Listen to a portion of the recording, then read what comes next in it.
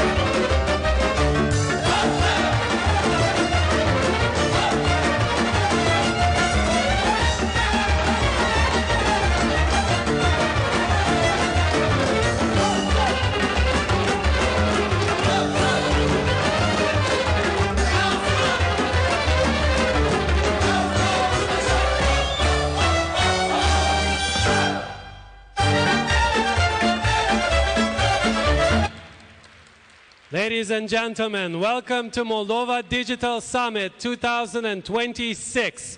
This was Ensemble Joc. Let's give them a round of applause. Mulțumim. Quite an unusual start to the event, huh? We start the Digital Summit with a traditional dance. And before we move on, I want to invite on the stage our three hosts for today. And I will give them the microphone. Please welcome Ana Chirița, Marina Bzovei, and Nicoleta Colomeț.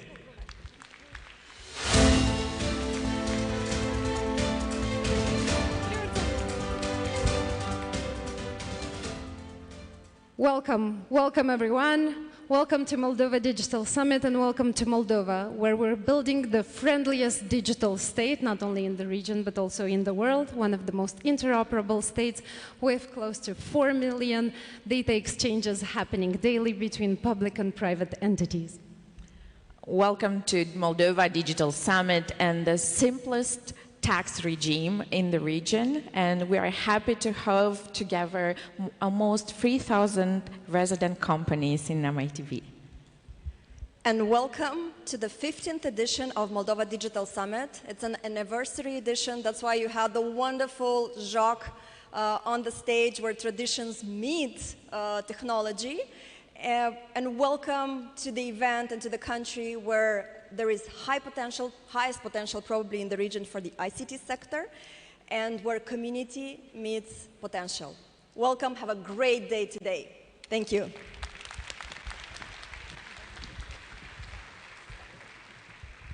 Also, we will be breaking a tradition today. I will not be presenting from the usual desk you've seen me for the past 3 years, and I already see some eyebrows raised, but I will get off stage now because I want to welcome on stage Prime Minister of Republic of Moldova, Alexandru Munteanu.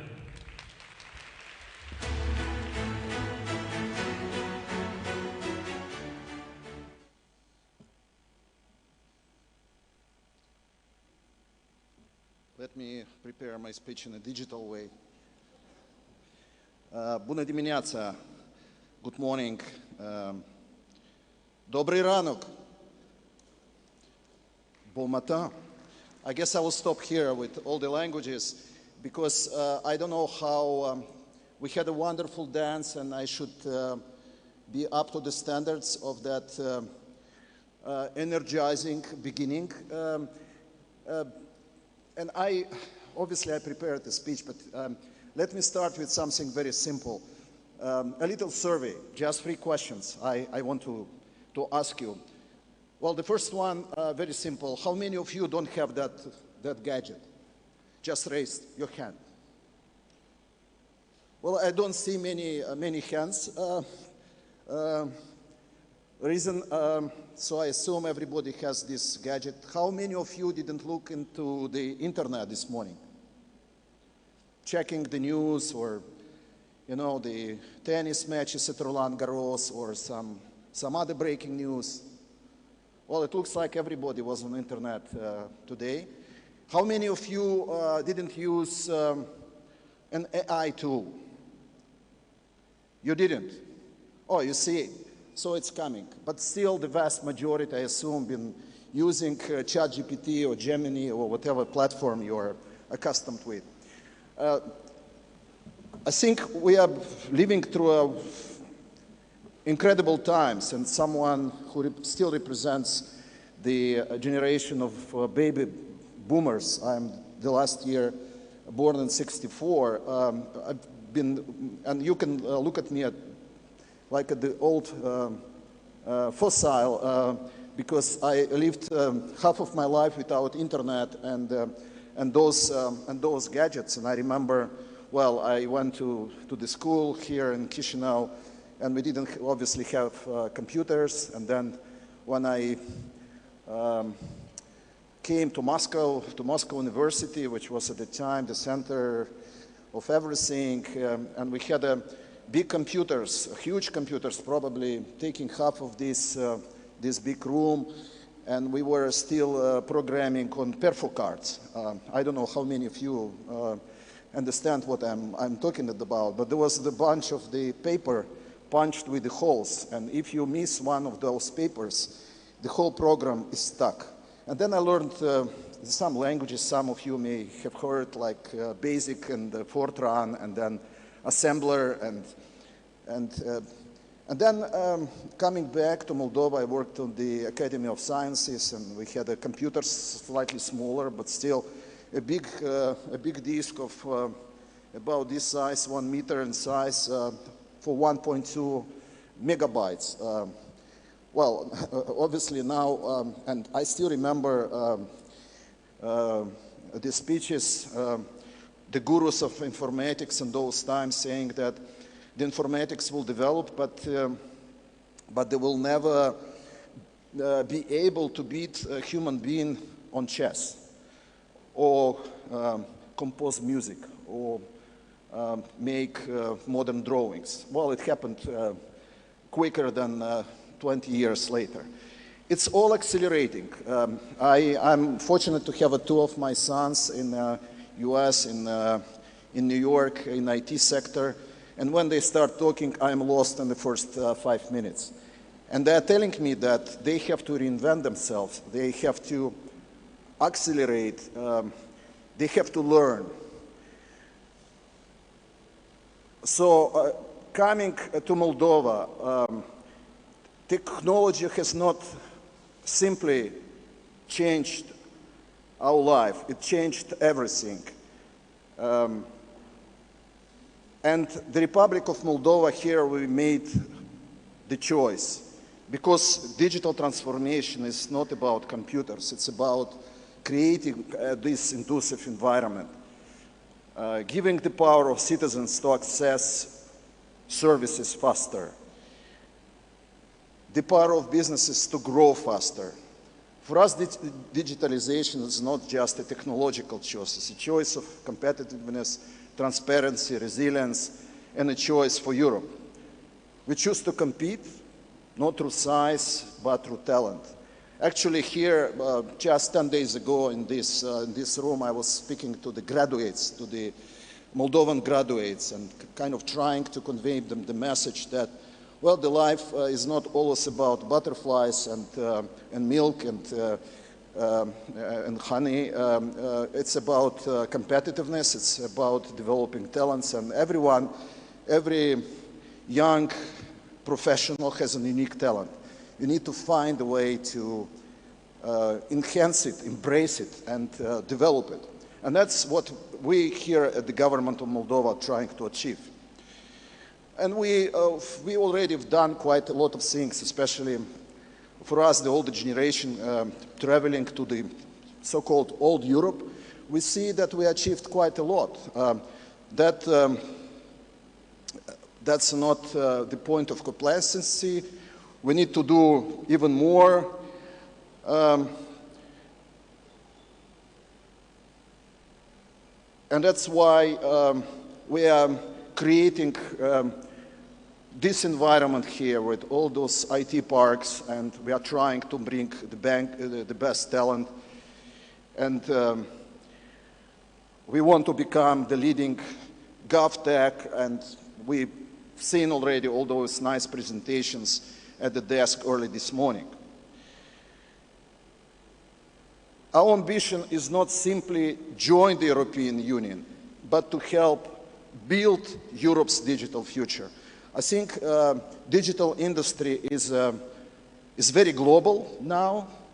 It's very hard to convince a young professional and young IT or software engineer to stay in one specific place when his biggest asset is laptop computer, which he can take and move to Bangalore or... And then the question is, why not Moldova? Or why is Moldova? Well, Moldova now rocks. Moldova now is hot. Moldova is bringing the best talent. And that's the answer, and that's the next European Union country. And hopefully Marta will develop on this subject in her subsequent speech. And we plan to invest in human talent and human capacity. As a former lecturer at the Technical University here in Moldova, I'm very dedicated to that process. Yesterday, we had in my opinion, interesting panel, which I had a pleasure and honor to moderate with Andrea Orchel. Andrea Orchel is the CEO of UniCredit, and he joined us via Zoom, which was also sort of inconceivable just 10 years ago, obviously developed very quickly during COVID times. And I asked him, we kind of shared the same experiences. Our kids left Europe and working in Silicon Valley, and the question is, can we build a Silicon Valley here in Europe? And when I'm saying Europe, obviously I mean Moldova. Why don't we make it somewhere in this part of the world? We have a talent, we have to develop our infrastructure, we have to raise our universities at the European level, make them more dynamic, and obviously we need to bring investment into those areas. We're already investing a lot, and we should do more. So let's build a future, and let's build it together. Thank you so much.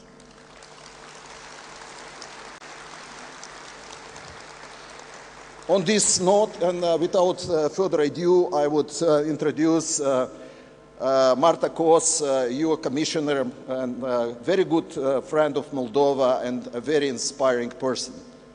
Thank you.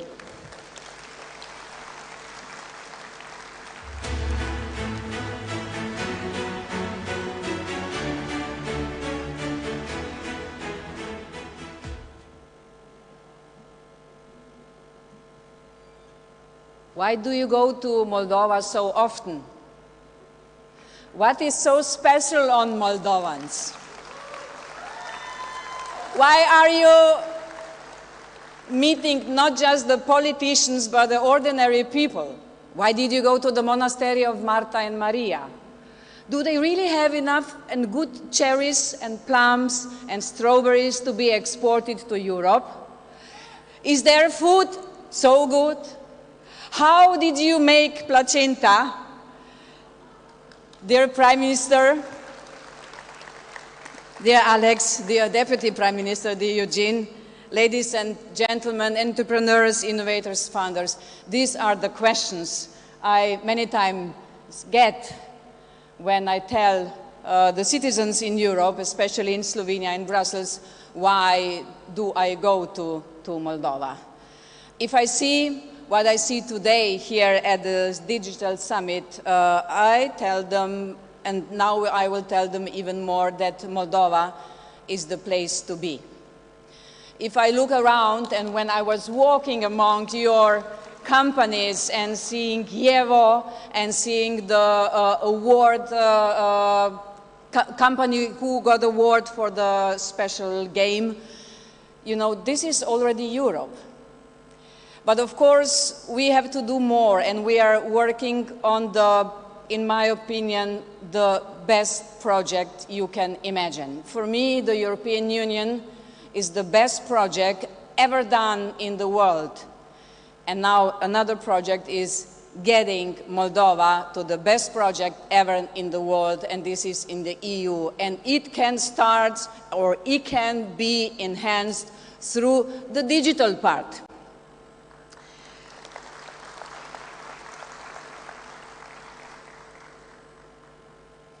In my conversations with Moldovans, the conversation is often about the great progress you are making on your EU path and about catching up with the rest of Europe.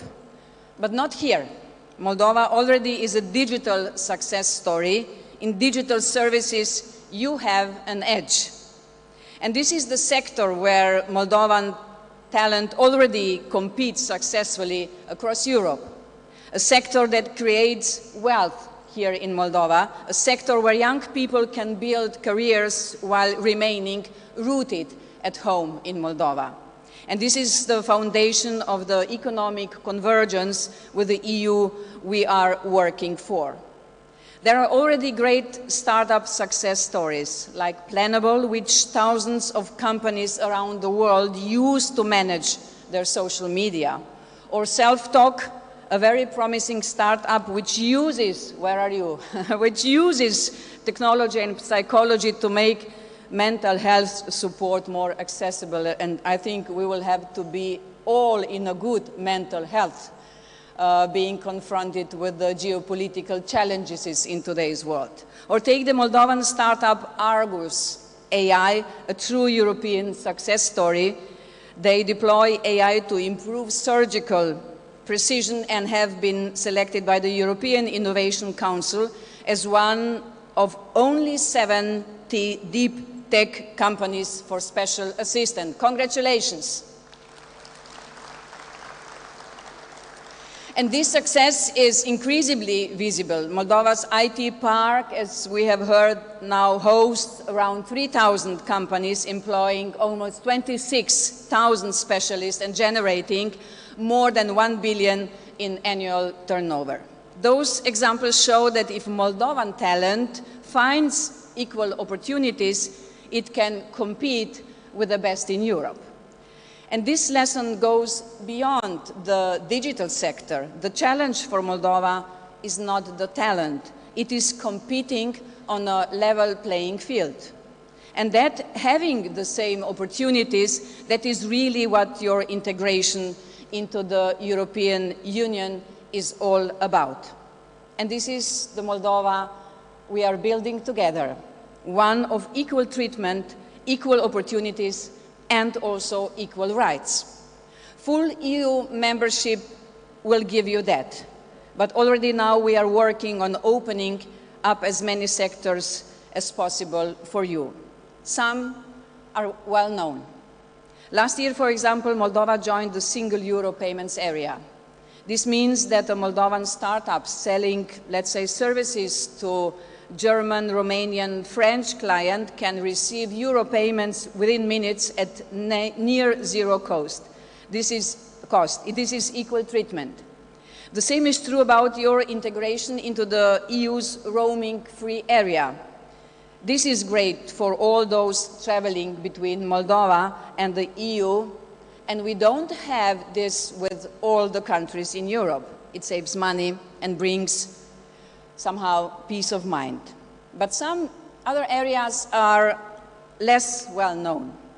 For example, last year, Moldova received an AI antenna connected to the EU AI Factories network. This means that a startup developing an AI application or is a researcher training a new AI model can more easily access European resources. It gives Moldovan talent a better chance to compete and collaborate at the European level. Another example is the first European Digital Innovation Hub in Moldova.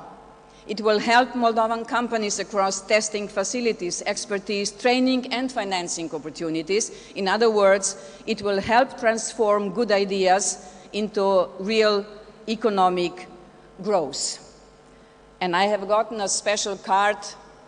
I really like your note. He says, Digital Vision European ambition, but it is also Moldovan ambition. Here says Moldova, age 35 years, size small, status catching up, profile European candidate state navigating democratic decline, we will turn this around, economic transition, we will push it up, and the challenge of retaining its talent. But then on the back side it is Moldova 2030, age 39 years. IT sector 12.4 of the GDP. Education 3,000 upskilled AI engineers, status builder, reputation, Europe's most credible testing ground. It has to be something special in your nation to have this successful vision. I really admire you, but I also envy you. I would like to see this motivation, this energy potential all around Europe. And we see this potential. Europe sees your many investors. This is why we have included Moldova's digital sector in a call for expression of interest to mobilize private investments into Moldovan businesses. This is also why the EU supports the Moldovan Innovation Fund. It will soon help startups gain access to capital and mentoring, so you can grow your businesses here at home while competing with the rest of Europe. Dear friends, your digital sector is an example of Moldova's potential. It is symbolic of exactly the kind of transformation we want to see across the Moldovan economy through our growth plan, a sustainable path to prosperity for all. We want all Moldovans to have the infrastructure, the capital and the opportunities to compete with the rest of Europe. Because if Moldova can produce companies that compete with the best in Europe in the digital sector, then there is no reason why the same cannot happen across the entire economy. And we need you. We have just adopted at the European level, in the European Commission last Wednesday, the European Tech Sovereignty Act. It is unacceptable that in these geopolitical, very strange times, 70% of our data are on the clouds of 3 big US companies. The next 50% are on the clouds of the smaller US companies, and only 50% are on the European clouds. If we see what is happening around us, we are exposed to many risks. And also with you, dear Moldovans, we can change this. So I come to the conclusion that the challenge for Moldova is not the talent. It is having the same access and the same opportunities. And this is ultimately the promise of our union. And this is the promise that we are already turning into reality together. Since yesterday, we know that we will very soon open cluster 1 in the negotiations. Then there are another 5 clusters, but this is just opening. It is quite technical. But being here at the Digital Summit, I will do the comparison that going one step after another to the full membership is like in the computer game, where you have to go through different levels, and at the end, the reward is EU membership. It's not always easy. The one who play the games know this. But at every level, you have to know that you understand what this is about. You have to develop the skills. You don't have everything. You have to develop the skills on the way, but the higher you get, the better the reward. So, dear Moldovan digital community, we need you desperately to help the Moldova as a country to come through all those levels to the top when we will celebrate again. But then we will really celebrate huge when Moldova will become a full member of the European Union. I don't know if I will be commissioner at that time, but I promise you, wherever you will celebrate the entry into the EU, I will come. And then I will have a glass of the best, of course, Moldovan wine. All the best. Thank you, Prime Minister. Thank you, Madam Commissioner. I took 2 things from your speech. First one are these cards. This is actually a teaser for one of the speakers later. And if you don't have one on your seat, you can come to my table and pick one. And if you don't believe we can make it happen like it says on the second part, then you make it happen. And the second part I took from Commissioner Costa's speech is we have to go in and save Europe. So, you don't hear that every day. And to talk about how we're going to come in and save Europe while doing this tremendously hard exercise of transposing legislation and negotiating the clusters and surviving all of this and coming out on top, please welcome on stage Deputy Prime Minister and Minister for Economic Development and Digitalization, Eugenio Smochescu. Dear Commissioner De Marta, good morning. Dear Prime Minister De Alexander, good morning, Excellencies, members of the Parliament.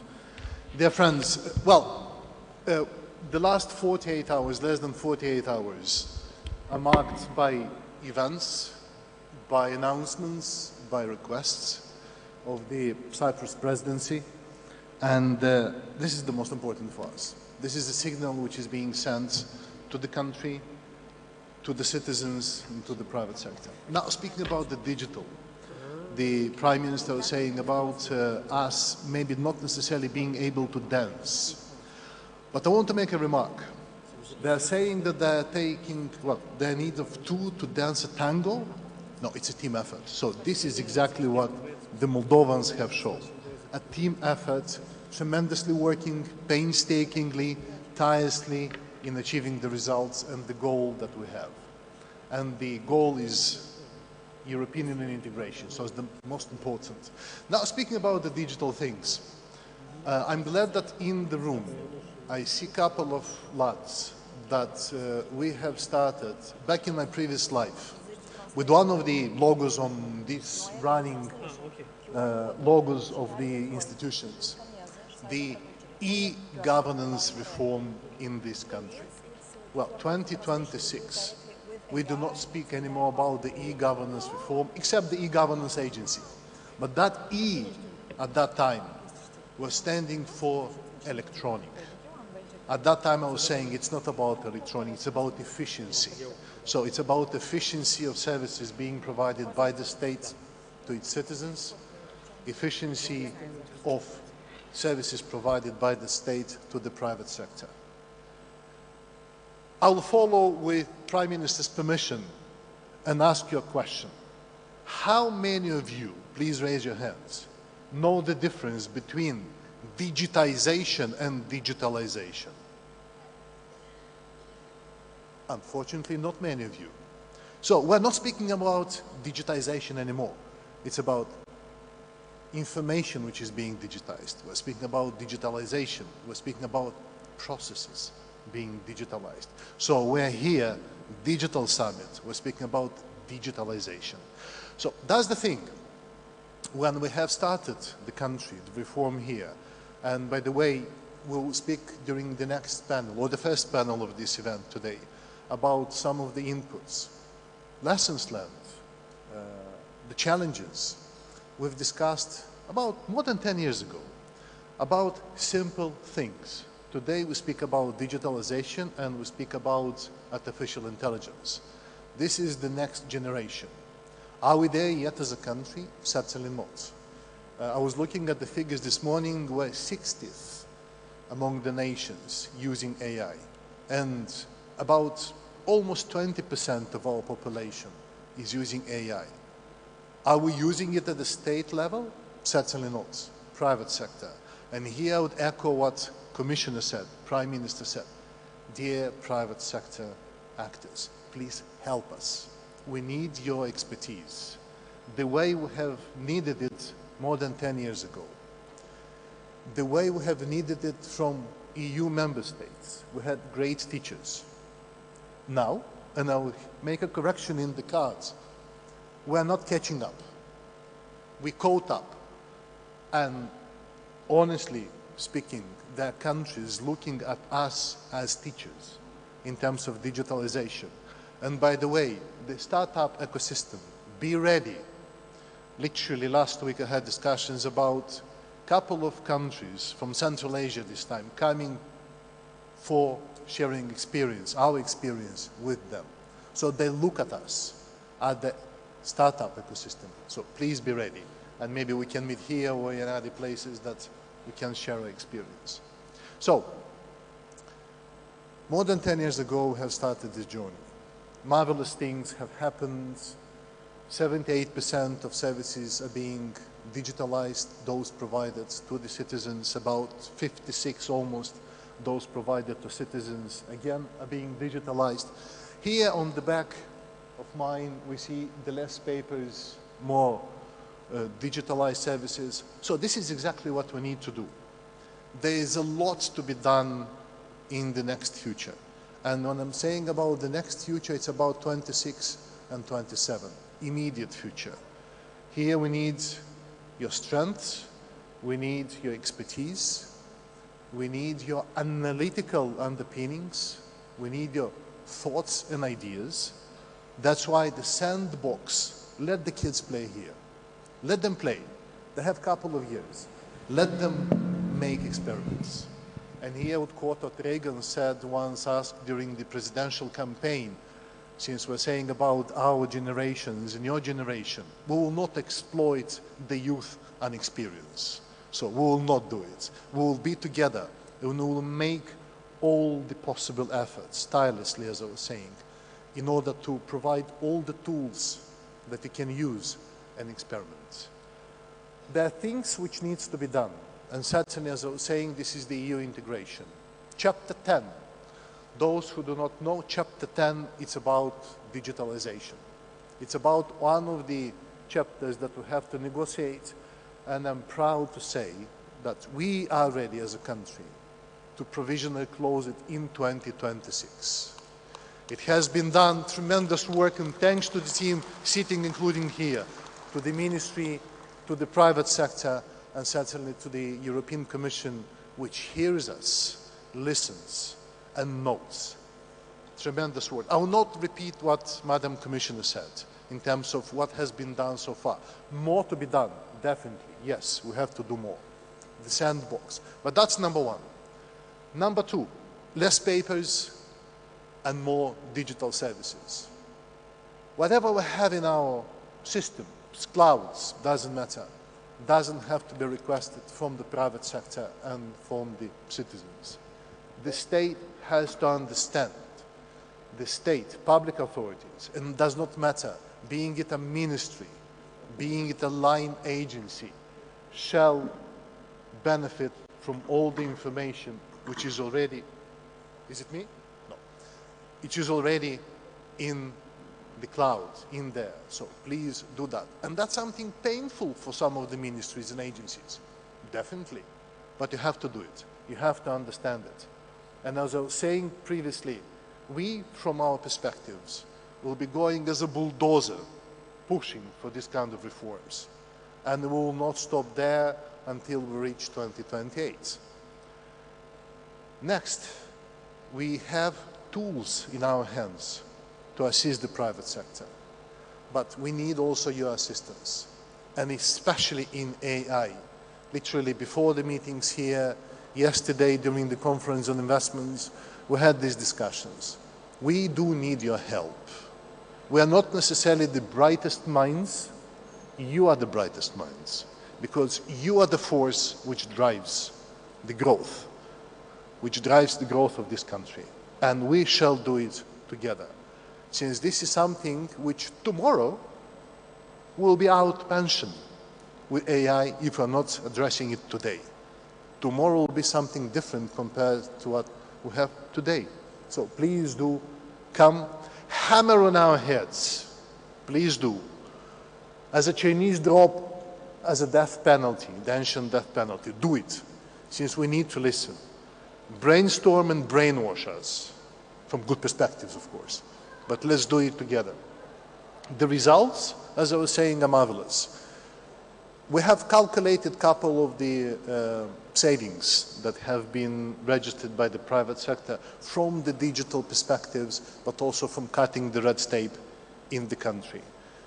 264 million lei only from one package of modifications back in December 2025. It's not a lot, but we have calculated what we'll have in 2026.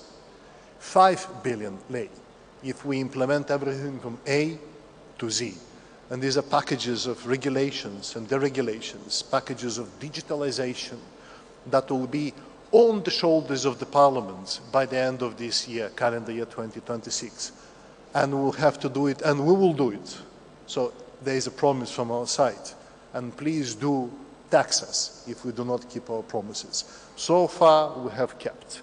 And we've seen the figures, 93% of all the reforms from the reform agenda have been implemented, cascading into trust, cascading into opening the first cluster, but also cascading into investments.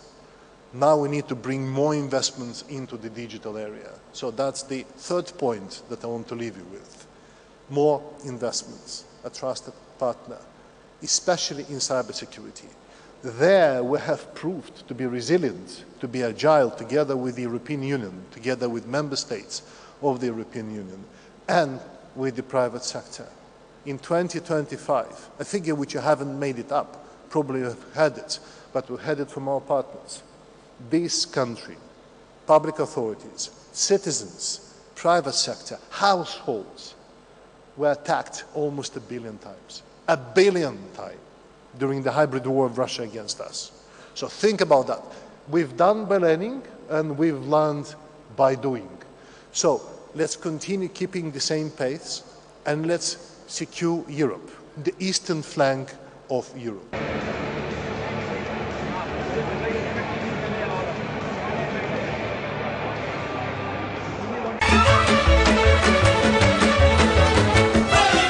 Dar voi în sală puteți să aplaudați dacă tot cântă muzica asta. While they take a picture, I want to remind you that we also have a parallel agenda at the business and international stages.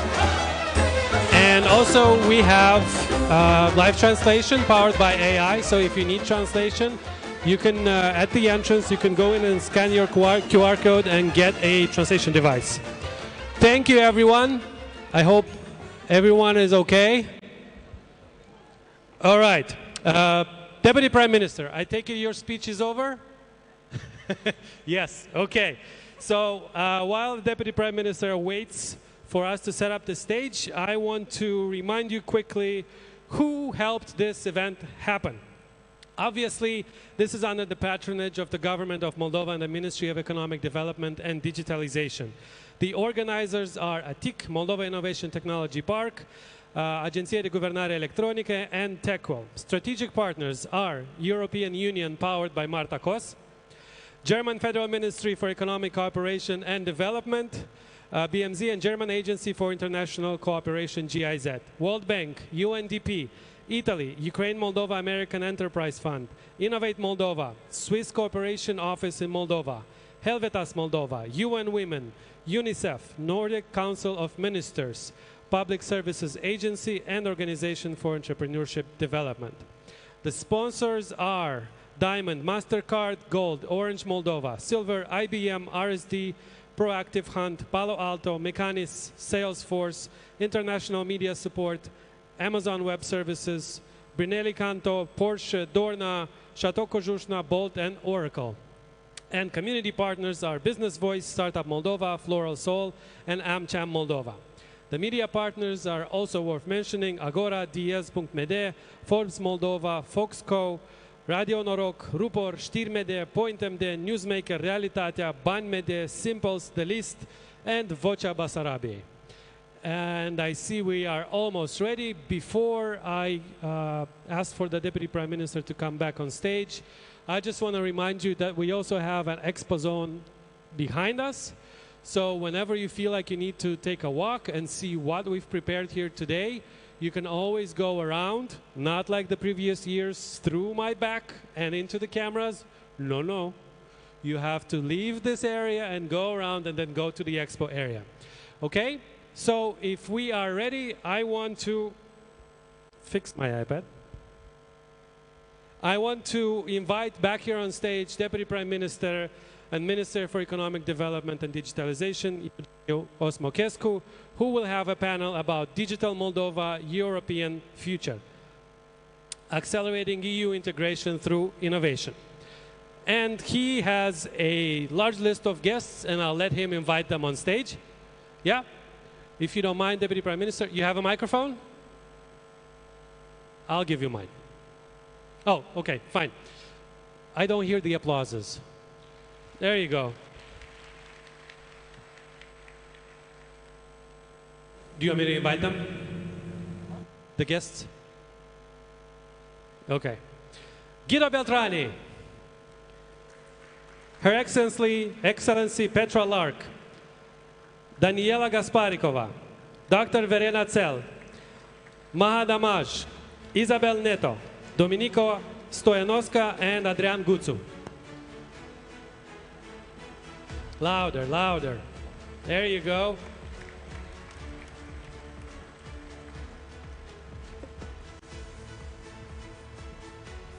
So the stage is... Do you hear us? Yeah. So the stage is ours. So shall we dance? Then, yeah, let's dance. Thanks, and thanks to all participants today. That you'll be hearing us. It's a panel, is the first one. The stage has been set. But the most important, and as I was saying at the beginning, we need to hear feedback. We need to hear suggestions. We need to hear how we shall move ahead. Well, certainly not everything is in the rose colors. What has been done, and I'll repeat myself with your permission, is marvelous. The results are fantastic. But there is need for more.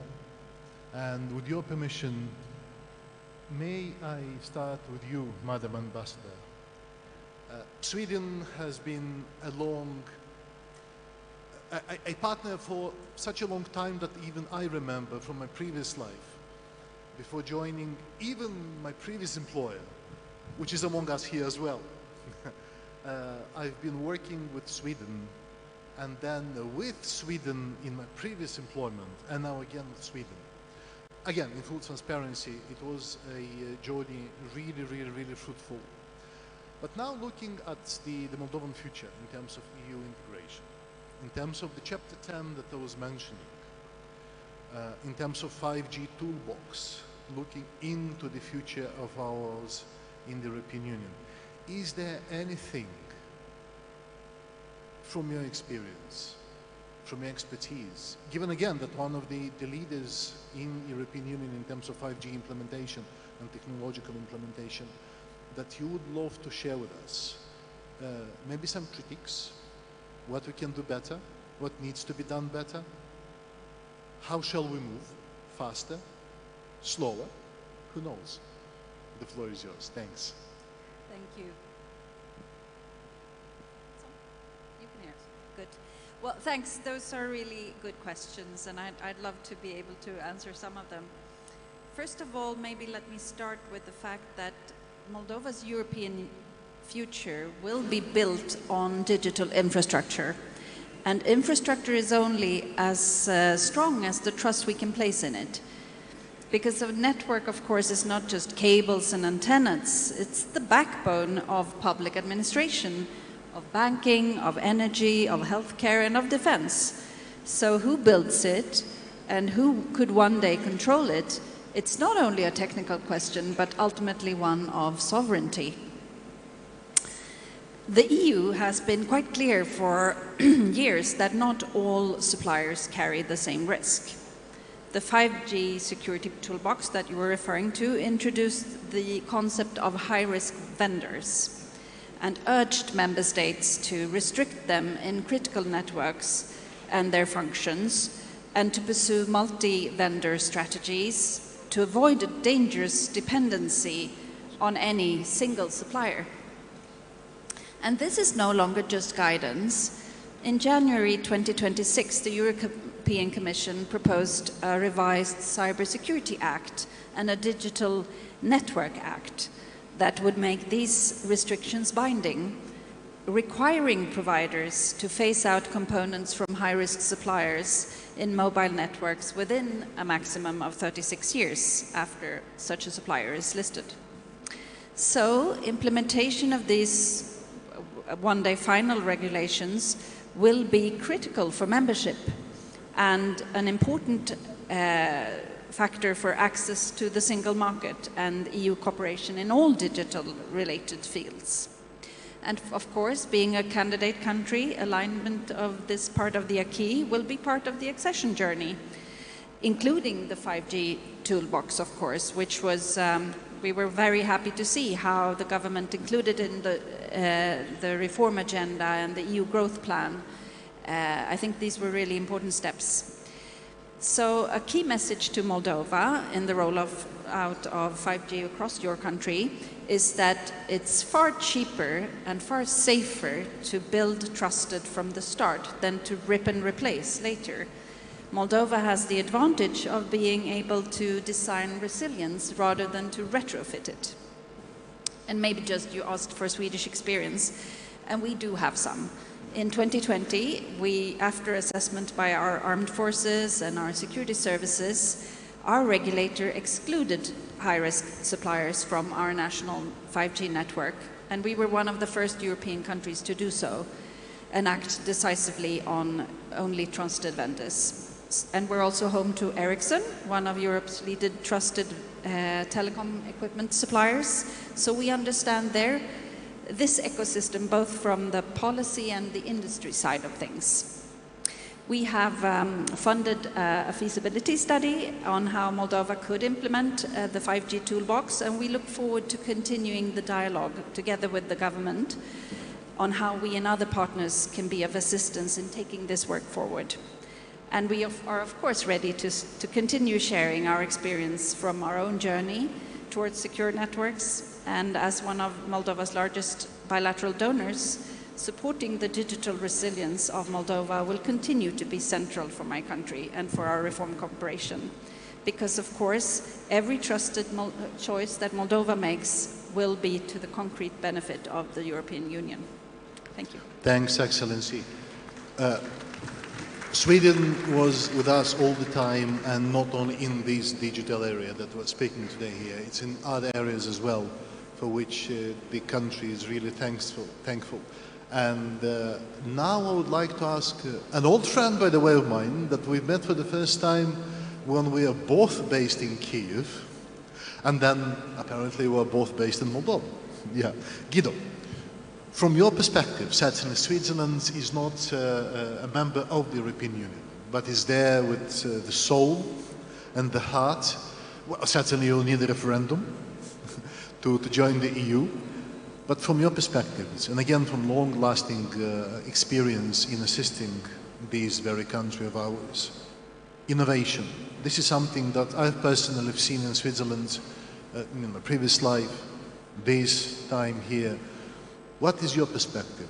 Maybe as an observer, because you see things happening there and here.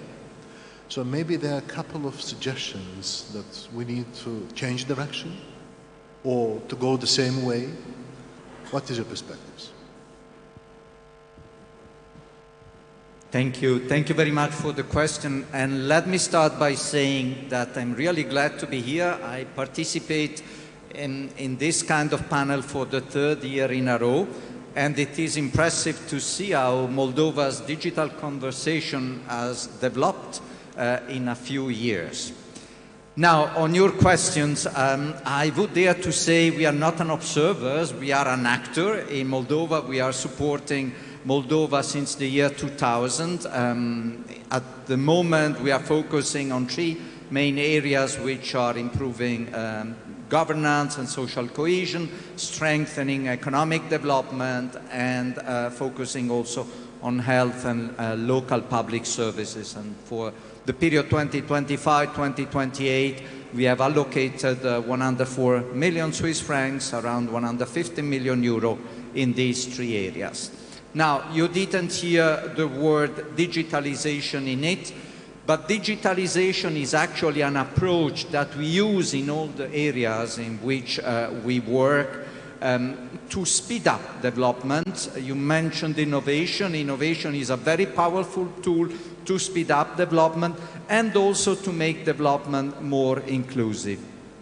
If you allow me the comparison, I would say that digitalization is like a Swiss knife, which has several tools or several blades in it. And let me mention maybe four on which our program is focusing. The first one is to increase efficiency and reduce costs. This is very important for companies and in particular for small and medium enterprises. The second one is to increase quality of goods, quality of services. And the two together, these two blades, if I may say so, are key for the socio-economic development and also for reducing then, let's say, the distance from the EU countries. So they contribute very much to the EU integration process of Moldova. The third blade, I would say, it's about increasing transparency and accountability. Digitalization is a key tool in this regard. And the fourth, but not less important blade or tool is to increase outreach and participation. And I would like to provide one example for each of these tools, how through the Swiss program we try to implement it. Let me start with efficiency, improving efficiency, reducing cost. So through one of our program, Optim, here in the country, we have promoted the integration of MIA, instant payment system, in 5 large e-commerce platforms.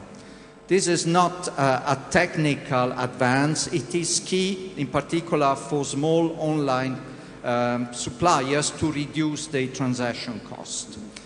Then moving to quality, a totally different sector, we support introducing telemedicine across the country. And through it, doctors, even in the most remote parts of the country, can connect with specialists in Chisinau and treat emergency cases such as a stroke, for instance, according to the most modern state-of-the-art standards. And this obviously increases quality and saves lives. Then speaking about transparency, accountability, a key tool that we are supporting is BizRadar. This is the first e-tool for public-private dialogue. And through this tool, companies in Moldova can give feedback to the authorities on the regulatory framework, provide suggestions how to improve it. And then maybe last but not least, the fourth blade, participation outreach. We have support ODA, a state institution, to create its digital platform, which provides an overview to companies on public, over 60 kinds of public support schemes. So this increases enormously the outreach of the ODA services. Maybe to conclude, one word looking to the future, because we have spoken about what we do now. The entire day of tomorrow is dedicated to digitalization in education. And I think this is also key to promote digital skills of the youth. You don't need that much here in Moldova. I think all generations are already very much digital.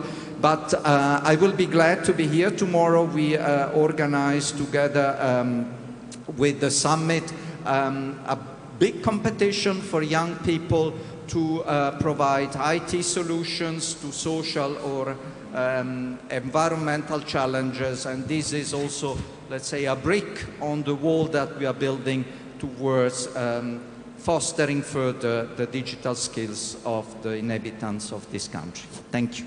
Thanks, Guido. Blades, sharp blades. So we have to be careful.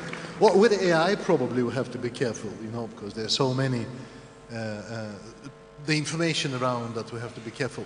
So you're speaking about responsibility, you're speaking about transparency. Daniela, may I ask you about the UNDP's vision in terms of sustainability? How we can do better in terms of being sustainable? Since UNDP is involved in different programs in the country, with certainly public sector, but the public and the private one, where do you see that we need to do more and how? Thank you. Thanks, Thank you very much, Mr. Minister, dear colleagues, dear partners, dear participants in this wonderful event. It's also for me the third year in a row that I'm here together with Guido and with a few more colleagues. Let me start by making reference to something that you said in your speech, because I believe it gives me a good segue into the talking points that I had prepared. You mentioned that we started collaborating in Moldova on the digitalization of the public sector and institutions 10 years ago by introducing one of the institutional blocks, e-governance agency. And you mentioned E is not relevant anymore. My opening point is that the governance in the title has never gone away, and it is even more relevant today than we realized those 10 years ago. So I believe from our collaboration here in Moldova, but also around the world, the success of internalizing all the wonderful technology and digitalization in the institutions and public service is not going to hinge on the newest technology that we managed to introduce, but it's going to hinge on whether we are going to get the governance behind that technology right. And let me demonstrate that on the 3 lessons learned from Moldova that we draw from our collaboration with the institutions. The first one is, if we introduce the digital solutions with the intent of going beyond efficiency and tweaking on the margins of the improving business process, and if we have the collaborative, people-centered approach to improving the performance of the institutions that change the lives and access to services of the citizens, then that's where we are starting to talk. And that's sometimes easier to say than to do. Oftentimes we have seen digital solutions being the purview of the IT department and a few enthusiasts in the institutions. Where we see them to stick is when they become the part and parcel of the policy objectives, performance objectives, against which the institutional performance is being measured, meaning benchmarks, why the institution is there, why and for whom do we come to work every single day. and how the digital is allowing us as the public servant to better deliver on our mandate. Then that brings me, if we get this element right, then the digital becomes the vein, the wiring of the institutions that runs across and becomes a critical asset that the institutions are utilizing in delivering for the citizens. However, the second lesson learned is that our management systems, being the public finance management, budgeting, procurement, the way we manage assets, are geared and are designed for managing asset as a car. Meaning that we define the specification, we procure it, and we then from time to time manage it and maintain it, right? So we put it in the budget, and then, every year basically we go for the checkup. If we take digital solutions and digitalization as an asset, these old models of the budgeting, procurement, and managing assets do not apply. Because if the digital is wired into the institution, it is wired into the way the institution evolves, the legislation changes, and our approach to procuring, maintaining, and managing needs to evolve as well. It needs to be much more agile. It needs to be managed around the product. And digital as an asset is never finalized. Every time something changes in our context, in our environment, the digital asset, if it is inbuilt into the institution, needs to evolve and change as well. And the third lesson learned, and this is where I believe that's where other countries are coming to Moldova to learn, is about the data exchange and how the data is being governed. Moldova is an excellent example that has put in place very sophisticated infrastructure and capabilities for the data information flow and exchange. So this is where other countries can learn from Moldova. And again, if I use the game parable, we need to now go and step to the second level and second phase, and that's where the learning is happening, is how do we own and manage the data for the A to Z service delivery, if this service delivery, underpinned by the digital solution as a product, is not owned by one institution, right? So how do we manage that good experience for the user if the ownership of different modes and points doesn't rest with one agency, doesn't rest with one institution? So the way our institutions are governed is vertical. Digital service delivery usually spans across the institutions, and it's horizontal. If we manage in the next phase to get this horizontal governance right and to break the silos among the institutions, I believe that in Moldova, but also in many other countries around the world, we will unleash the potential of the true innovation that drives the improvements in the lives of the people. So we are very much in UNDP looking forward to continue this learning journey and share it along the way with all of you. Thank you. Thanks a lot. Thanks a lot. By the way, if there are any questions which are burning, please do raise your hands. I hope there are mics in the room so that we can have them now. If there are any burning questions, if not, we can keep them for the end. All right? Maha, Guido was saying about education. He just alluded to education. May I ask you, from your perspectives, UNICEF, what shall we do? Well, we know what we shall do, but how better do it? And how do you see the things progressing in terms of education and the role that UNICEF is playing? Thank you. Thank you very much for the question. It's also a pleasure being here again. And indeed, when Guido mentioned it, I smiled. Thank you for the segue. It was excellent. I think at UNICEF, we see education sits at the heart of this journey of European integration. The skills children develop today, as we mentioned, will shape not only their own futures, but also Moldova's ability to thrive in an increasingly digital and knowledge-based economy. So where we've started is we are working together with the Ministry of Education and Research in implementing the roadmap for the digitalization of the education sector. strengthening teachers' digital competencies through initiatives such as DigiProf and DigiComp Edu, modernizing data systems such as EMIS, the Education Management Information System, developing tools like EduTrack, expanding connectivity, promoting inclusive technologies that help every child participate and learn. But if we look closely, these initiatives are not fundamentally about technology. They are about a much bigger question.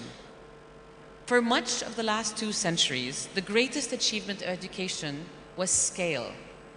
Societies learned how to educate millions of children, and education transformed from a privilege enjoyed by a few into a right guaranteed to all. And since the adoption of the Convention on the Rights of the Child in 1989, education has been recognized as a fundamental right for every child. This was one of the most successful social and economic investments in modern history. It helped build the workforce that powered industrialization and economic growth. And in many ways, education and the economy were designed around the same logic: standardization. But increasingly, the economy is operating according to a different logic. Across sectors, the most successful institutions are no longer those that serve averages most efficiently. They are those that understand individuals most effectively. Healthcare is moving towards personalized medicine. Public services are becoming more citizen-centered and data-driven. Businesses compete by understanding the needs of increasingly diverse customers and adapting their products and services accordingly. In many ways, the defining institutional challenge of the 21st century is learning how to serve individuals at scale. And nowhere is this challenge more important than in education. Because children are not averages. They learn differently. And the education systems we inherited were largely designed for a world where responding to these differences at scale was extraordinarily difficult. This is where digital transformation, digitalization, but the digital transformation becomes truly transformative. For the first time in history, technology creates the possibility of combining 2 objectives that often appear to be in tension: scale and responsiveness.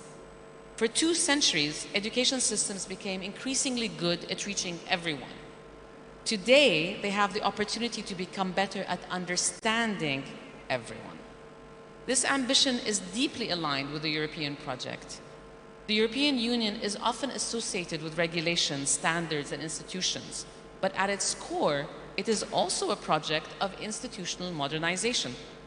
A project built on the idea that public institutions should become more responsive and more capable of serving citizens. The European education area, the Digital Education Action Plan, Europe's broader digital transition all reflect this principle. That is why Moldova's progress in digital transformation matters. The modernization of EMIS and the development of tools such as EduTrack are not merely technical upgrades. They represent a different way of thinking about education. So while we are talking a lot about the skills, actually we see the wonderful opportunity of transforming the sector through digitalization. These allow institutions to move from administering systems to understanding learners. In many ways, this reflects the broader ambition of the European Child Guarantee. The challenge is no longer about coverage, it's about responsiveness. A system built around averages will inevitably leave some children behind. A system capable of understanding differences has a much greater chance of finding them before they are left behind. That's why UNICEF supports not only connectivity and infrastructure, but also teacher development, digital competencies, assistive technologies, data systems, and evidence-based decision-making. Perhaps the defining challenge of the 20th century in education was how to educate millions of children. The defining challenge of the 21st century education may be how to educate millions of children without treating them as if they were all the same. And for the first time in history, we have the tools to pursue both. Thanks. Great. While you were speaking, I was thinking about the young generation here, not that we're old, we just look a little bit differently. And I remember the case in my previous life, a team member of ours, speaking about the knowledge, had to cancel an appointment, a medical appointment, and in his country, though we were based on a different one. And he's been told, no, you shall send a letter, or you have to come personally to do that. And we get both to the office, same time, and he approaches kids, almost students, out of the school benches and says, where can I find a fax machine to send a fax? These girls at the reception, they were looking at us like the idiots. What? A fax machine? What is it, a fax machine? So, speaking about education, and then by the way, I'm glad that together with the Minister of Education of ours, and by the way, including in the collaboration with the associations of yours related to digitalization, the program changes, which is a good step forward. So thanks a lot. Now, turning to one of the most, in good sense of the word, rigid impact assessment frameworks, monitoring and evaluation, speaking out of the experience, looking into the theory of change. So you have to show what's the impacts. Isabel, from the World Bank perspectives, but critically, where are our gaps? Again, in full transparency, we have had a discussion. We rather know what we need to do, but I would rather go deeper, and please do tell us, where are the gaps of ours? Because we've discussed, and we've seen what are the next steps. And these steps, some of them are critical, that we need to implement certain actions now as we speak. In my speech, previous one, I was saying about friends being in the room that have initiated the e-governance reform, which transformed into digitalization these days. But we do understand time has passed. Hardware, software, licensing. So we need certain actions to be implemented rather soon. So Isabel, from your perspectives, what are the gaps? And what it's an immediate need for us? Very good. So first of all, thank you so much for having me here. It's really a pleasure. And maybe before going to the gaps, I do want to recognize that I think that Moldova has one of the most compelling stories in the region in terms of digital journey. And you've actually been able to build a digital state that works, right? And I think that's not a given. I think it's not obvious.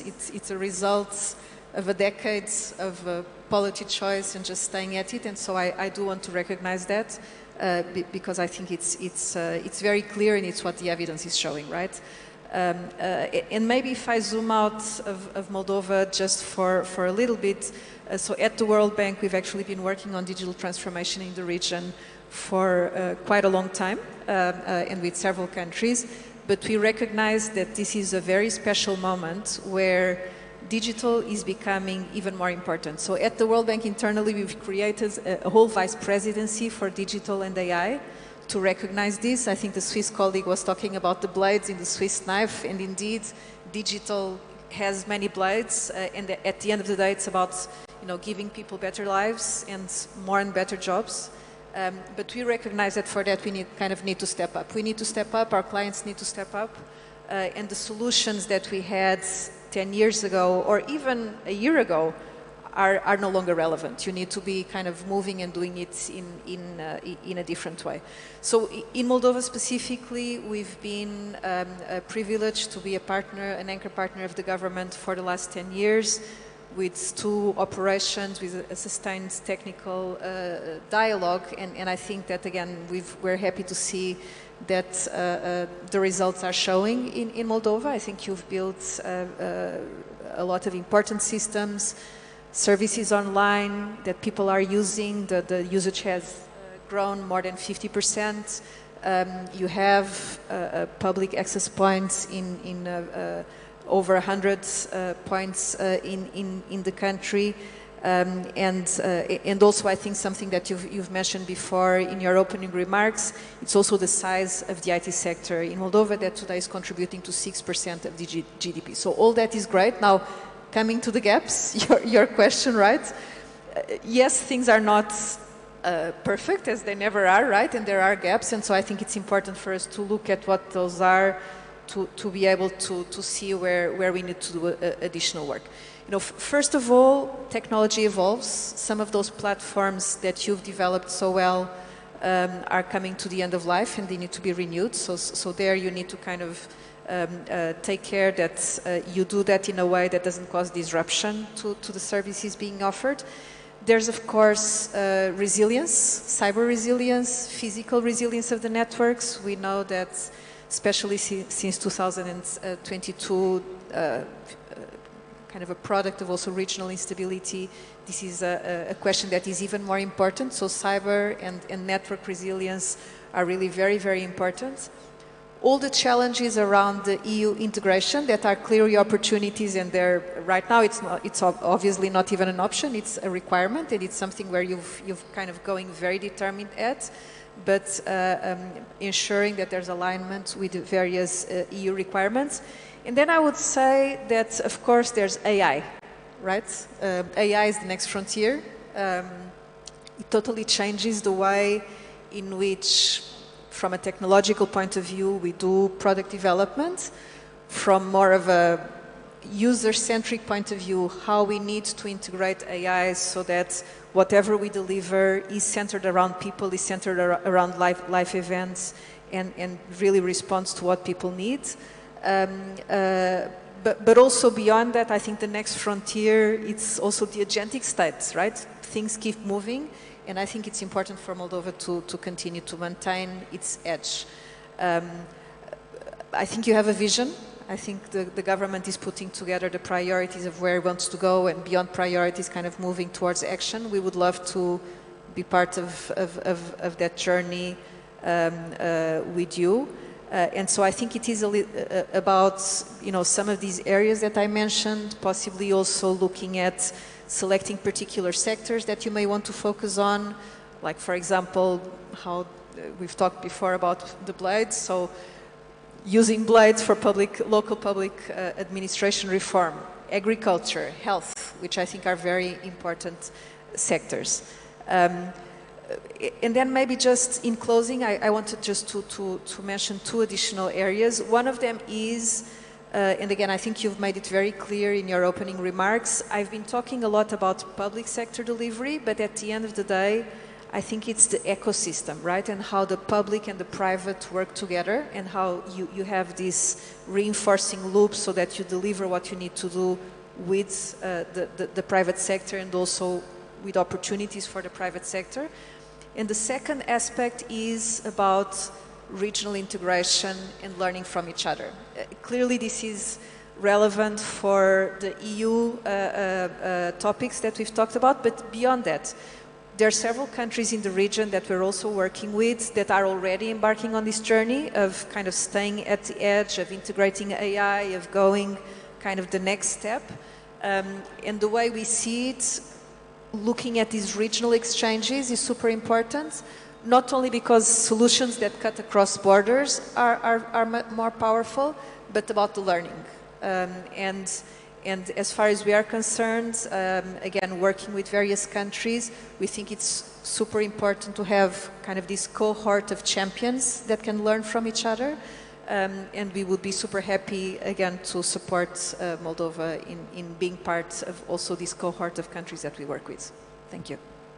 Thanks, Isabel. You probably have noticed that here on this stage, we have only 3 men and most are women. Marvelous. But are we there yet in terms of women empowerment, involvement, inclusion? Dominika, the floor is yours. Thank you very much, Mr. Minister, and greetings to everybody. It's really a pleasure to be here. Very good question. So, I mean, we heard from all the speakers so far how much relevant for our society, how this whole digital transformation reshapes our societies. In contrary to what we were thinking, actually the digital transformation yet has not overcome the gender inequalities. Actually, it has reproduced it oftentimes and even amplified in certain cases. And I really like to say and to substantiate my talk, maybe I can give a couple of figures. Like globally, only 35% of STEM graduates are women, and women occupy less than 1/4 of tech sector positions, with just 17% of tech companies having a woman CEO. At the same time, it was mentioned on AI, we all use it, and what we see statistically is that women make up just 22% of professionals in the AI sector, and they are below 14% at senior level. What that brings, there are a number of studies who actually show that AI reproduces gender stereotypes and biases. And we see a lot reproduction of men in the leadership roles, and women reproduced in a way presented in domestic sphere, and all the algorithms are bringing that perspective. Now, what I want to mention here, and I'm very glad that it's going to be discussed later at this digital forum, how women and men use this online sphere and what risks they're facing is also different. And what we have from global data is actually that 85% of women have experienced online or digital violence, which is a very alarming data, and it's something that concerns us all. Now, coming to Moldova, I think Moldova is a very special case. On one side, and we saw today, who is in the lead of driving the digital transformation, who are the hosts. They were all women, and it beats somehow the global statistics, but at the same time, when we see the statistics in Moldova as well, they are mirroring the global ones. We have around 31% of women are having jobs in the ICT sector, and only 90% of digital professions, and at the same time, there is a 33% of gender wage gap in the ICT sector in this country, which is large. So now, what to do about that? There are several approaches which are ongoing and which are very relevant. One is to enroll more girls in the STEM sector. Already in 2015, UN Women, in partnership with Sweden, launched this initiative, Girls Go IT, which in the meantime got a life in its own. So it continues under that umbrella to have a number of initiatives involving more girls to the STEM sector. And tomorrow there will be some showcases of that in this summit.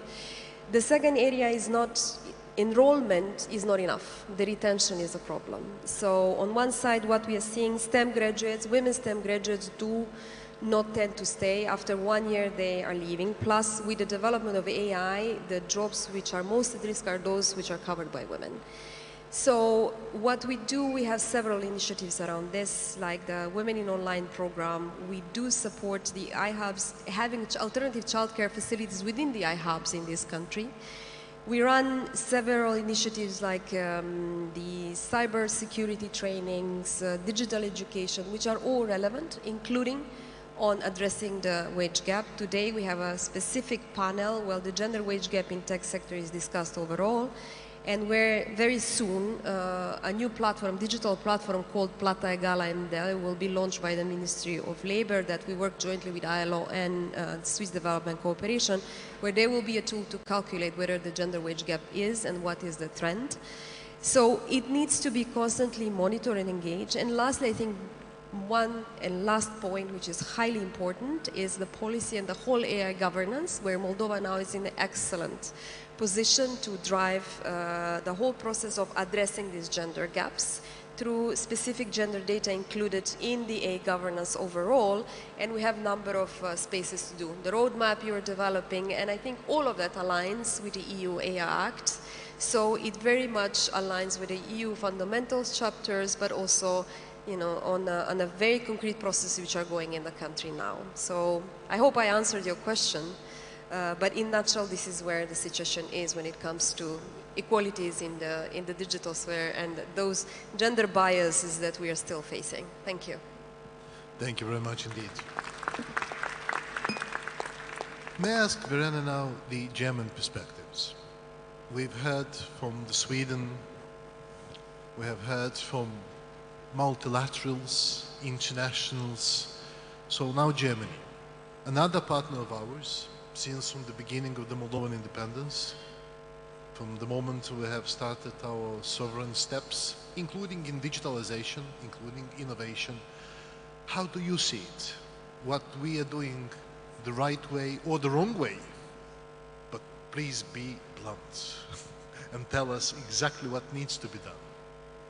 Again, since here we speak about partners at the political level, technical level, but from the perspectives of another member state of the European Union, since this is exactly the path that we want to take. Yeah, hello everybody. Thank you, Minister. Great to be here for this important topic. So to refer directly to your question, I just want to quote yesterday's speeches where everybody said Moldova is a small country, but one advantage is that it's moving very fast. And I think this is the case for the digital sector as well, or for digitalizing the country. I always admire how fast you are. This is something we could never do, if it's because we're a big country or because we are too slow in digitalization our processes, but this is something you really impress us all, I think. And digitalization is really a cross-cutting issue, I think, for all sectors and as well for the German Development Corporation here with Moldova. So we try to support you in this endeavor wherever we can. I would pick out maybe 3 topics, these sectors, where we see it as crucial now for the EU integration and for moving forward for the economic development of the country to really move fast. The first one is the territorial reform, which is, I think, the main reform now in the country here, moving at an incredible speed, and which is about public services. And I would say this is a very good example where you've done already a lot of fantastic work in the country, but where we need to keep the speed up as well in digitalizing services so that all citizens of Moldova have access to the same service no matter where they live, if in rural areas or if in big cities. And this is something we would try to support together with other partners as well, establishing the CAPs really across Moldova, because this not only means access to good services for citizens, but as well enabling the communities to manage projects, to track their energy sources, to really have a good database as well, a digital database, to know where do we need to invest, where are gaps, what do I need to tackle first. So this would be one priority sector where we really are looking forward to the cooperation, to continue the cooperation we already have. Another one is the SME ecosystem. As you know, the backbone of the German economy, of our economic success, are our SMEs. This is where our strength comes from, where the money comes from. And so I have the feeling it's especially SMEs in Moldova, especially the smaller ones, where there is are some gaps in digitalizing the services. If it's customer relations, if it's the budget management. So this is another part where you've already done a lot and moving at an incredible pace again, but where we would like to continue our support to enable all SMEs to move on that digital track. And that includes as well, for example, a cross-border cooperation. This includes transport, logistics, digital management at the borders of customs. So there are many topics related to this, cadastral systems as well, to really know who owns which part of the land and where investments are safe. So this is all related to being competitive in the European market. So this would be a second priority, I would say. And then just to highlight another topic that we sometimes forget about in this fast-moving times, the social sector. So I think social assistance, leaving no one behind, is really part of European values and of Moldovan values as well. You welcomed over 1 million of Ukraine refugees here, which is really unprecedented, I think. And there is really a challenge, of course, to integrate everybody. Is in the rural areas, Moldovans in the rural areas, is it Ukrainian refugees into those systems? And this is a topic we are working on together with UNICEF, actually, to supporting digital systems so that we have the data, who is affected, who does need what, but as well to ensure with systems like e-social, having one-stop shops, that everybody really has access to the great support you offer from the Moldovan government already. Thank you. Thanks a lot. I hope you all have had the feedback we've got from individual states, members of the European Union, Switzerland, multilaterals, all friends of ours.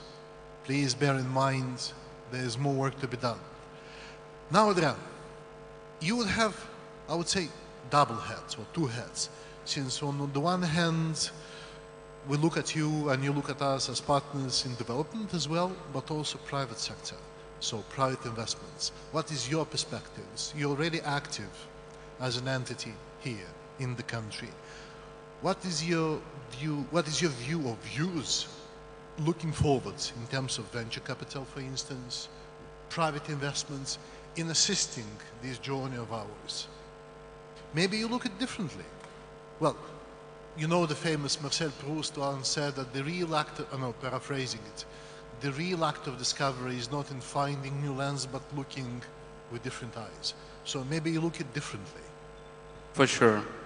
So, no pressure, I guess I'm at the end. Being the only Moldovan in the panel, it's an honor. Thank you so much for everything you do, and everyone, I think, appreciates the work that you put into our country, support and patience. I represent UMAEV. UMAEV stands for Ukraine Moldova American Enterprise Fund. We've been one of the first investors and one of the only few investment funds in Moldova and Ukraine. And we established in 1994. We've done more than 150. Is my microphone working? Yeah. And including, we've invested in Moldova already plus $55 million. And companies such as Natur Bravo, you might have recognized, one of the first investors in MAIB. We founded Horizon. So it is crucially important, not just to make money, but to support Moldova in its growth. And if you look at the investment cycle, usually any business starts with an idea, with a thought. So we want to be there. And this is why we created the Ventures program. I hope many of you have heard. We've already helped startups such as to grow, Bloom Coding, specialized in education, Aspect Health, and many more. Then on the next stage, after you've proven the idea, after you've tested everything, we've recently launched U Capital program, of which I'm a part of, and we are specifically focused on companies that want to scale, that want to grow. Looking at companies that have a product already tested, looking at companies that are profitable, and there is potential for more growth. Now, how do we stay competitive? Coming back to the question, I made this introduction because it's important for you to understand how we approach everything. It's important to be aligned with EU. That opens the door. But then what is more important, in my view, and I think for the whole private sector, is to be competitive. Because otherwise we open the door and we kill ourselves or shoot ourselves in the foot. So this is where we come in. We want to make companies competitive. We want to bring the capital. We want to create the teams. We want to make the government standards together with the founders. We want to build the standards for quality.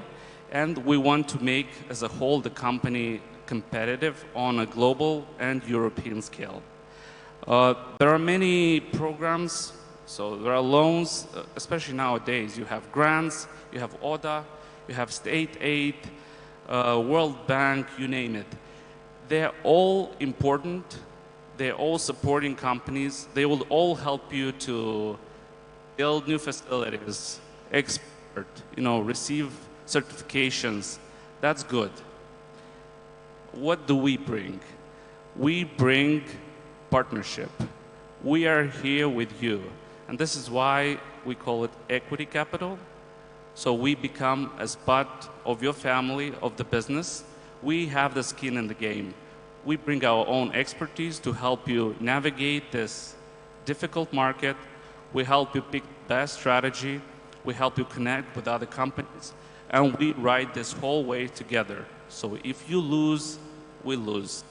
And it was very good to start with the dance, because I believe you cannot dance a hora alone. You know, so the Western countries or English-speaking countries have this name, a company.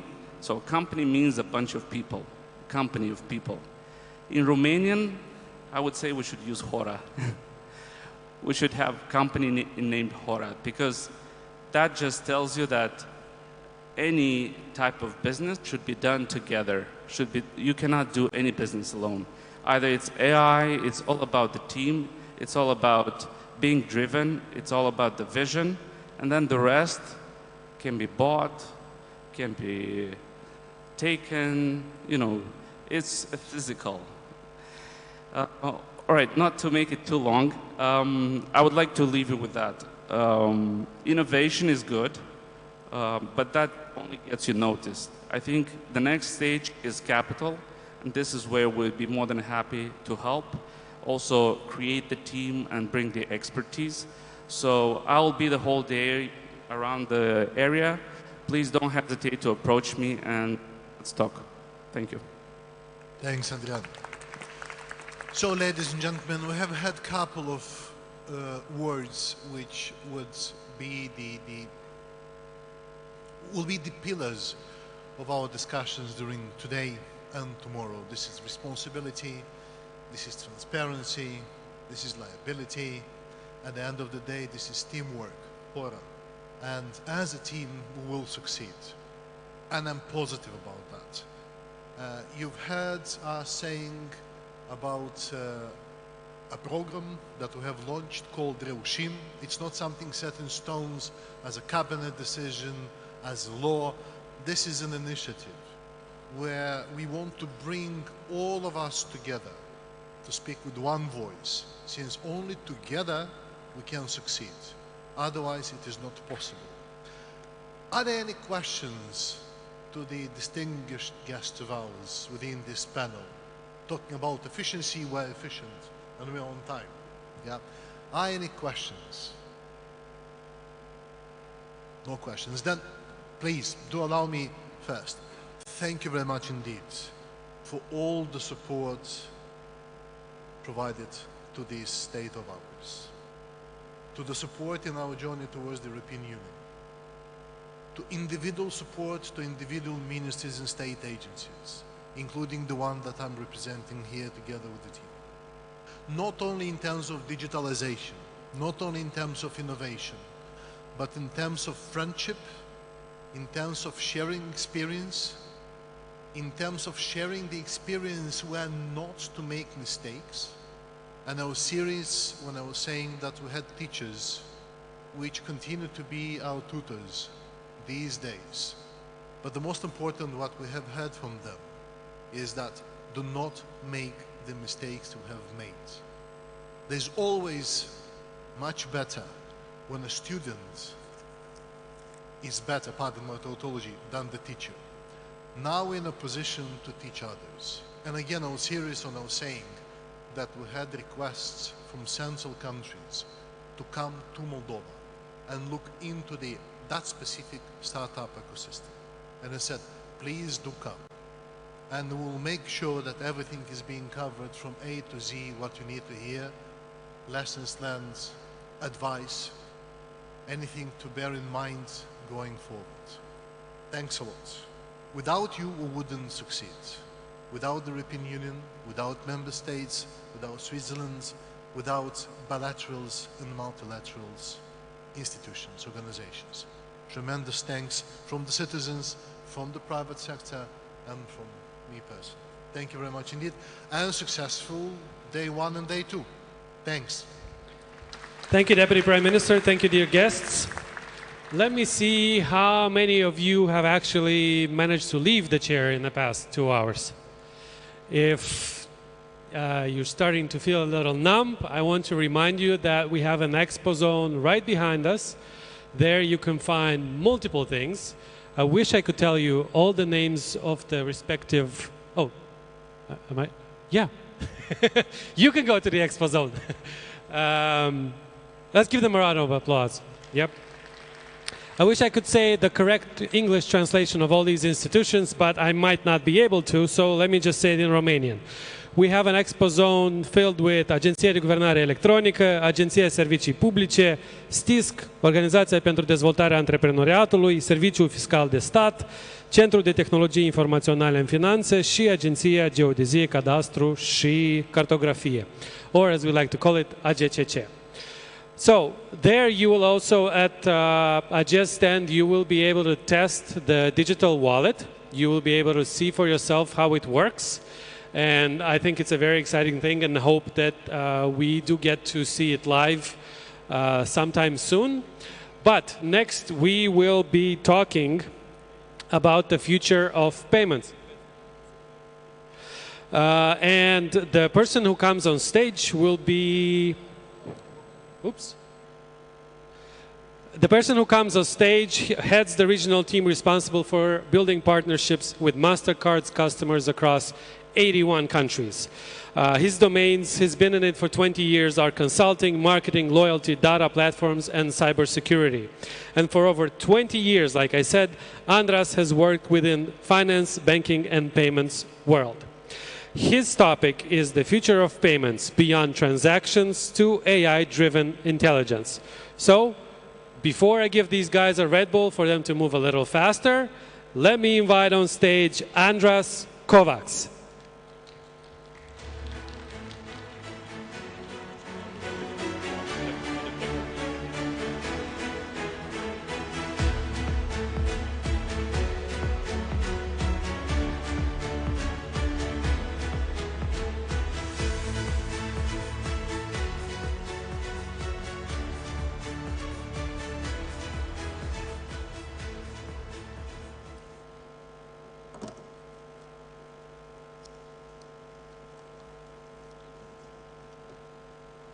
Hi everyone, how are you? Thank you very much for having the opportunity to be here in front of you. It's my first time in Moldova, but certainly will not be the last. I would like to start with a request. Under no circumstances should you ask me to dance for your sake and Mike's sake. That would be a disaster. Let me start with a personal story before we go into the presentation itself and the content for today. I was starting my studies in Italy in 2001 in Milan. And I remember in 2003 trying to apply for my first jobs as a Hungarian citizen in London, which at that time, before Brexit, was part of EU. And I got rejected because I had to fill in that I don't have a job permit, and it was a difficulty. There came a very important moment, 2004, May the 1st, when Hungary joined the European Union, and suddenly all the roads opened up. So my wish to you, sitting on this stage, is that you go through the same journey, the same happiness, and you probably have seen the videos just a month ago when it felt like Hungary is rejoining the European Union in a way, and we are certainly celebrating in style. So I wish that your celebration when Moldova joins the EU will be as good or better than what we did in Budapest just a month ago. Now, in terms of the content, I got an easy request 2 months ago. Please come to Moldova, talk about the future of payments. Now, if there's one thing that we know about the future of payments, it's very hard to predict. Yet I stand here today with the conviction that if you invite me back in a couple of years, and we'll look back at the predictions I'm going to make today, I'm quite comfortable it will happen exactly the way I'm explaining it. Now, the reason for that can be multiple. One is I'm a little bit naive and overly optimistic, and I have to admit that's possibly true as well. But let me give you 2 other reasons why I have high conviction that what I'm about to present to you is really happening. The first reason, and please go back with me in time to 2012, there's a gentleman, a brilliant colleague of mine, his name is Jorn Lambert. Today he's our Chief Product Officer. At that time, tokenization was happening around us, and he thought, okay, this is great that we have this technology, but how do we bring it to consumers? So he wanted to find a partner that could help us who would be known for consumer experience. And I think we all agree one brand that we can think of in terms of consumer experience is Apple. So he knocked on the door of Apple saying he has a brilliant idea, and he pitched them a concept that became known later as Apple Pay. I think that is considered one of the successful projects out there that truly changed payments. So don't take it from me, but take it from Jorn, who just told me in person a few weeks ago that what's happening right now in front of us in terms of agentic commerce is going to have as big, if not bigger, repercussions on the payment industry than Apple Pay and XPay did over the past 12 years. And the third reason, or the second reason why hopefully the first reason is not the interpretation, is MasterCard is not watching this from the sidelines. We're actually making that change happen. So of course, when you have agency on the future, it's more likely that whatever you're predicting is going to happen. That said, I know I'm in a room of people,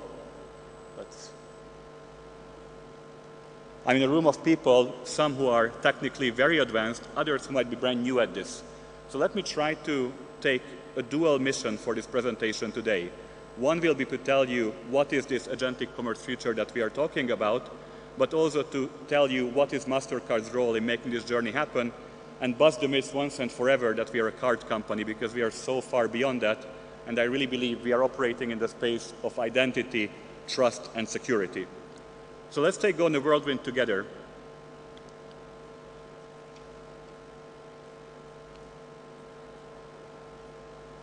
Sorry about this. Where should I point? All right, very good. So if you look at the evolution of AI over the past years, and everyone talked about it, all I can say is the following. I remember going home a few years ago to my hometown in Hungary and told my mother and my father, please download ChatGPT. Maybe you don't understand it yet, but you will use it. And I remember I was home a few weeks ago, and I told them, okay, time to switch to Claude. And I think all of us in the room are using it. We see the evolution of that. So I'm not going to talk about that. That would be boring. But let me talk about the exciting stuff. And I can tell you, even to me, a few months ago, this was something new. So hopefully you will hear about something that you haven't heard before. I had the benefit of being in Saudi Arabia around 3-4 months ago at a similar conference. And I saw the first agentic commerce real-life transaction happen live. And I'm happy to say that thanks to the brilliant colleagues, some of them here in the room today, this week in Moldova, you also completed the first agentic commerce real transaction, which is quite amazing, and that means you are in the forefront of the top countries driving this change around us. If someone can help with the slide to go forward, please. Very good. So in terms of what is the change that is driven, there are 3 layers to it. The first part is, I would call the technological layer, and it's very simple. We understand all of that. Agents and AI tools are helping build the next generation of AI. We can see how ChatGPT went from 3, 4, 5, 5.5, Opus from 4, 7, 4, 8. The pace of change is happening faster and faster. They coined the term AI vampires, the best coders who are working around the clock to go faster and faster because they are using the tools to become more efficient. Okay, that's the part of AI. But what about business? We see that it has changing implications on the workforce as well. Companies are using individuals augmented by AI to be even faster. But now comes the fun part, and the part which I'm here to talk to you about. What does it mean in terms of the payments world? Effectively, what we are going towards, and I'm certain it's happening, please take my word for it, that we are going towards a world when agents will be in a marketplace as autonomous shoppers. We are talking about not going onto Google to do a search and then going to a store, buy it, or going into eBay, but coming with an intent to your AI tool, to your agent, and fully completing the transaction autonomously. All right? This will have major implications, but for those people who prefer, video and visuals as opposed to me just talking, let me try to present it so you can imagine what I'm talking about.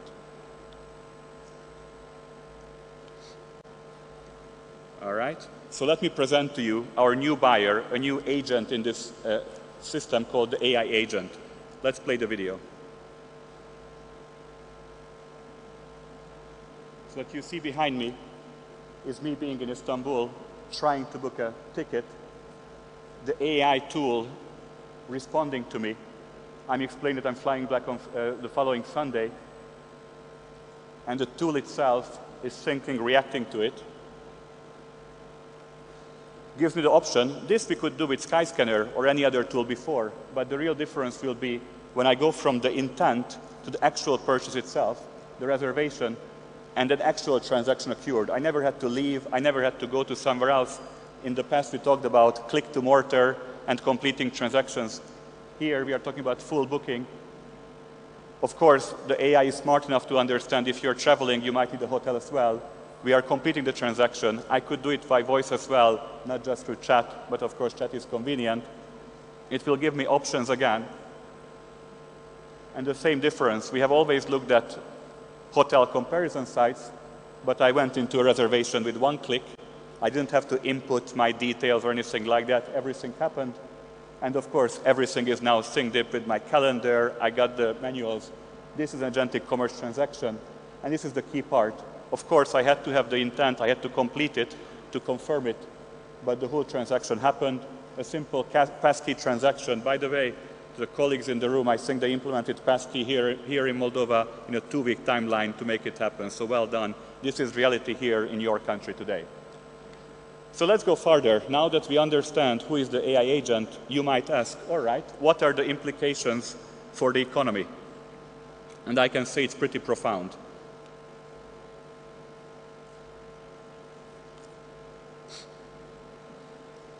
Very good. So the first part that we have been talking about is the consumer to agent journey. We are talking about me as an individual doing a purchase myself for my hotel and flight. But of course, as this scales further, we will go into the second phase of it, enterprise to agent. When procurement transactions by companies are happening directly by agents, you are simply scaling up. And the final part of it, and this seems like future today, but I assure you, companies around the world right now, at this moment, are racing to make it happen, is agent-to-agent transactions. When me, as the consumer, are being represented by my agent to buy, on the other end, the seller has his or her own agent to help me complete the transaction. So we simply went from an individual to an online to a machine-to-machine conversation, and this will scale. Now we can go into millions of transactions in nanoseconds going super, super fast. All right, this is both exciting and scary a bit at the same time. So what will it mean for the economy? I'll just give you some numbers. I think this is the part that is a bit in the air, but I think it's helpful to understand the scale. And we looked at all the think tanks around the world to get the data. We believe that by 2030, AI-mediated transactions, means AI had some part in it, will represent around $3 to $5 trillion of transactions worldwide. Even today, around 42% of consumers would say, in certain categories, I would be okay to use an AI. Buy toothpaste, buy groceries, low agency kind of things.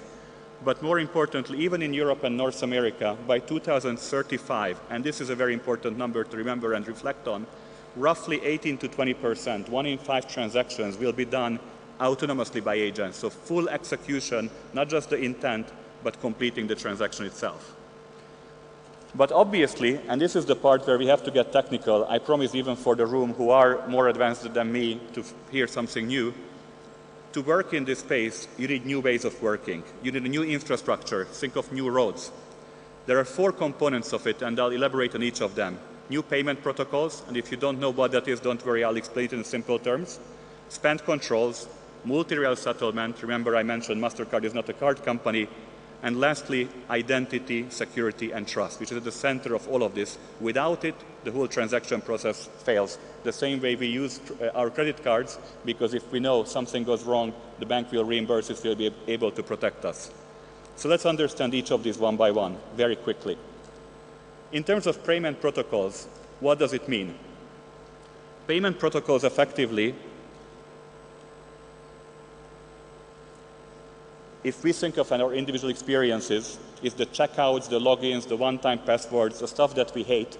But I'm sure you all know now, if you go onto a website and you start putting in the first digit of your card number, it gets filled in, it goes and completes it.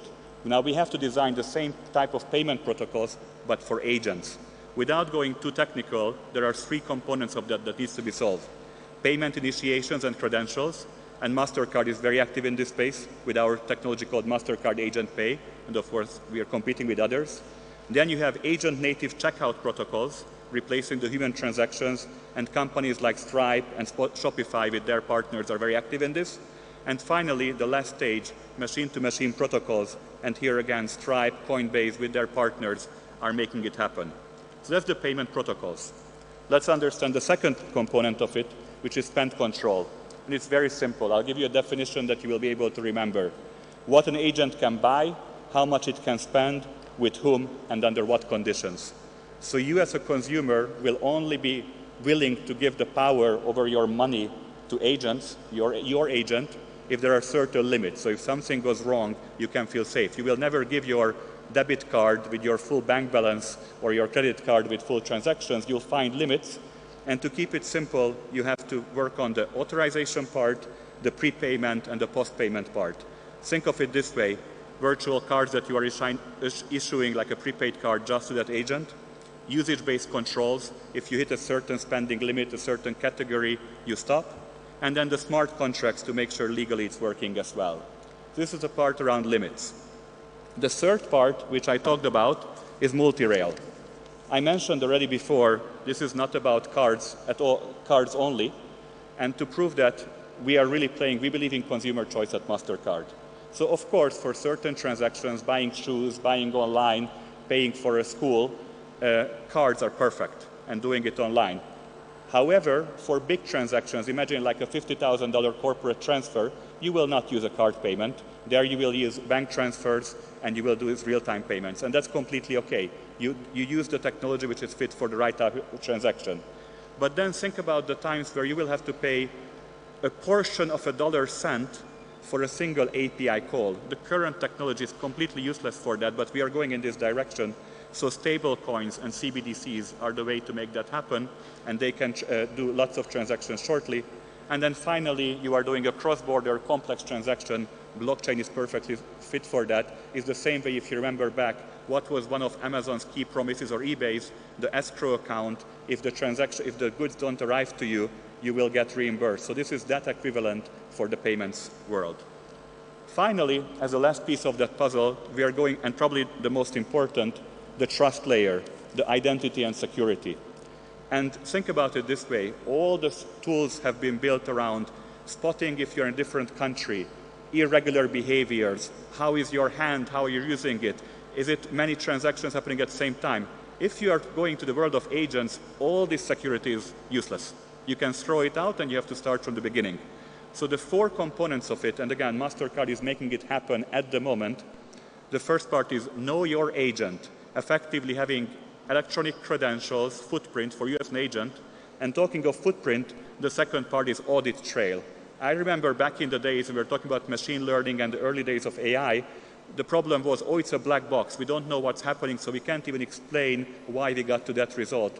Today, if you are using Claude, and if you are not using it, please use it, you will see the thought process as the machine is going forward, and you can see it live, so you understand what's happening, and you can intervene. So the same for the agents. You will be able to see every step of the transaction, be able to audit it.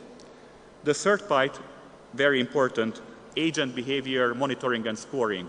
So MasterCard will be scoring the agents. If the agent is buying your bread, your milk, your toothpaste, your washing detergent, it's pretty safe, especially if it completed 1 million transactions over time. If it's doing dangerous stuff, high transactions, the first time we are seeing it, that agent will get the same risk like we are doing in the card space. And then finally, we have to build agent-native anti-money laundering and fraud detection rules. I believe it's boring, and I get that, but without this new infrastructure, this new thing is not going to happen. Like I said, we are making it happen. So let me bring it together. I want to leave you behind today with a simple message that if your friends or your family ask, so what is this whole agent nonsense, and what did we talk about, how can I understand it? The best technologies, I'm sure you agree, are extremely simple. Everyone knows when you're using Apple Pay, you use 2 clicks, you pay. You don't need to know how it's working. It should just happen. The same goes with agentic commerce. The simple process is the following. An agent needs to buy a purchase. You have a need. It does the research for you, like we saw in the example with the hotel and the airline.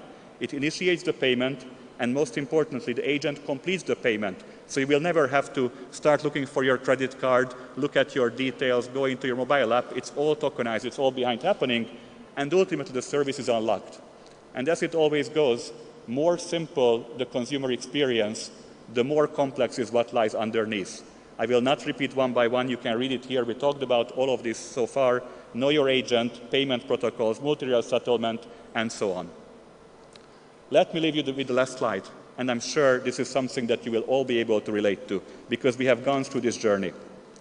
Ultimately, what's happening in front of us, and it's certainly happening, is a new actor is entering commerce. That means that the existing infrastructure that was created for humans is wrong for it, and now the question is who moves fastest to build the new railroads, the new infrastructure to make it happen. Think about, and my claim is the following, and hold me accountable. Over the next 18 months, the standards are being created that will drive the payments industry for the next 20 years, the same way how Apple Pay and XPay were created and created the experience we have today.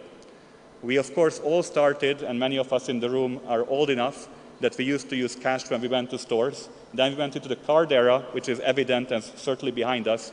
Then we went to the e-com era, think of the Amazons and think about the eBays. Then, of course, everything went to mobile. Most of us here are on our mobile phones, not on our laptops right now. So we went into the wallet era. And in that era, those who build these digital wallets who were winning. And finally, what's happening in front of us, that many of you might not have been aware of, but hopefully after today you will be, we are already in the agentic era. In this space, those who build the identity, trust, and programmable payments layer will be the ones winning. I can assure you MasterCard is one of these players, and we are happy to partner with each and one of you. Thank you very much. Thank you very much, Andras. I was listening to this and thinking, imagine an agentic AI that acts like your mother or grandmother.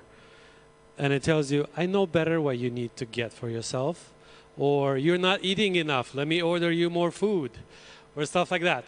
Anyway, what Andras was talking about is that in 18 months, in the next 18 months, a lot of things are going to change. And what the next speaker is going to be talking about is similar, but in a very unusual way.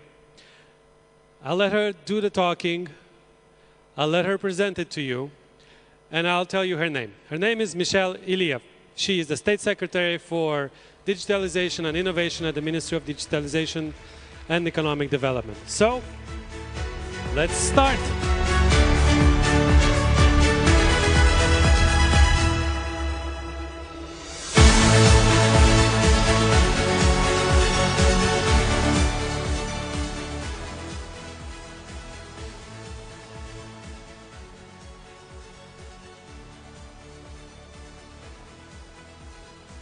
First slide, please. And I think now it works. Well, I'm waiting for my first slide. Since our existence, the world knows only one picture of Moldova. Next slide, then we will adapt. It's not working, yeah? Cool. Poorest country in Europe with a population declining and always catching up. We all know this card. It appears in every report, every ranking about our country. We became used to the idea that being small is a weakness. Sometimes I wonder, are we describing ourselves? Or explaining ourselves.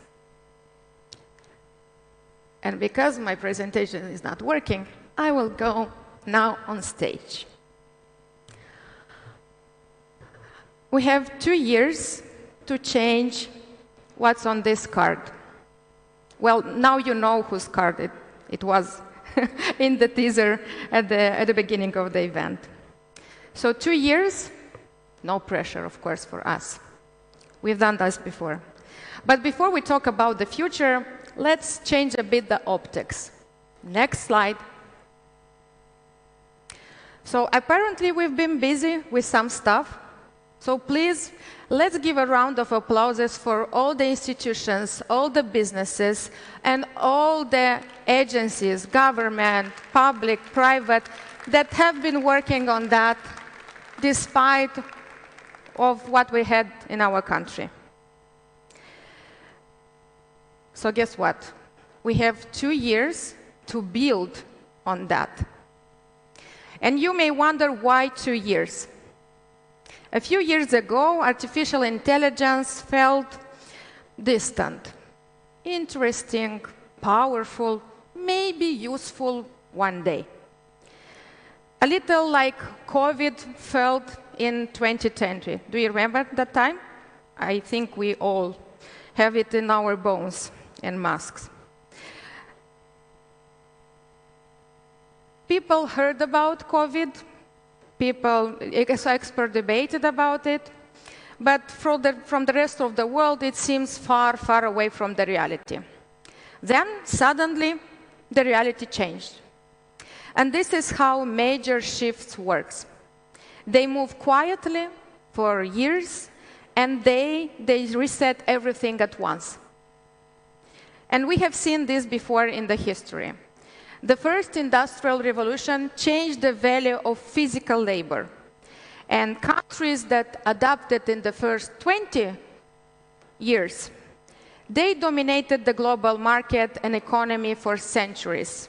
The countries that waited became suppliers or dependent for generations. Now, artificial intelligence is changing the value of our cognitive work. And it just passed the threshold, moving into so-called frontier AI. Maybe it's a new term, you can search it, it will be in our vocabulary for many years. So it's the same inflection, but different century. Some of you may say that the game is already set, that we know the big players in the room, in the world, that the leaders are obvious, and you just have to pick a system and just follow. I profoundly disagree. The technology is consolidating. The governance is not. The rules are still being written. And the countries with faster institutions, with real-world experience and clear values still have a place at the table, if they choose to show up. So, what we choose? This is indeed a very rare and beautiful moment in history. In the economy that is being built now, the size is no longer the only advantage. Speed matters, focus matters, the courage to test new things matters. So we have 2 years to build on our assets, but also before the game is changed and set for many, many centuries. We have 2 years as a country to move from execution to creation, from services to products, and from talent export to intellectual property.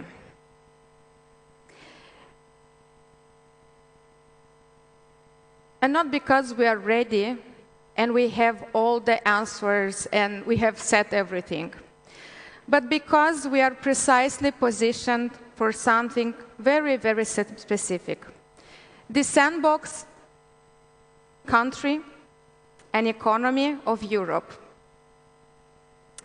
And when I say sandbox, I do mean a playground. You've heard about that from the Deputy Prime Minister and Marta Kost in the morning. So we mean a serious national testing environment where applied AI, cybersecurity, health tech, gov tech can be tested quickly, safely, and responsibly before they're scaled and deployed elsewhere. So we want to become a boutique country for serious innovation, not just for kids, just to make sure. And let me be precise about what kind of sandbox this is. Tesla chose California and Nevada not randomly, but because the specific condition made the data meaningful. Water management AI chose sub-Saharan Africa because the real scarcity cannot be simulated in a lab. A testing environment can and has value because of the context it provides. Moldova is not a cheap space. Moldova is a relevant space. So let's take cybersecurity. Moldova did not choose to become a frontline state in the hybrid warfare. but we are one. We faced cyber attacks, with disinformation campaigns, while building institutions, running elections, staying on course toward European Union. For many countries, cyber resilience is a simulation exercise. For us, sometimes it's just a Tuesday morning. Our exposure now becomes our expertise. We can test what others sometimes even can't imagine. So this is our edge, and maybe based on the speech at the beginning of Commissioner Kos, it's the momentum of our country. So my question to you, if we as a community, as a country, are ready for this, for a new vision, not technically, institutionally, or educationally, but do we have the discipline to focus on less things and do them well enough that will matter for everyone in this country? And I feel that in this room we have the critical mass that can follow this idea. This is not something that we will just watch happening. This is something that all of you, each of you, has to join to make it happen. The sandbox idea is not just a tech strategy. I have 40 pages for that I can share. And if I have here some volunteers you can have for a peer review.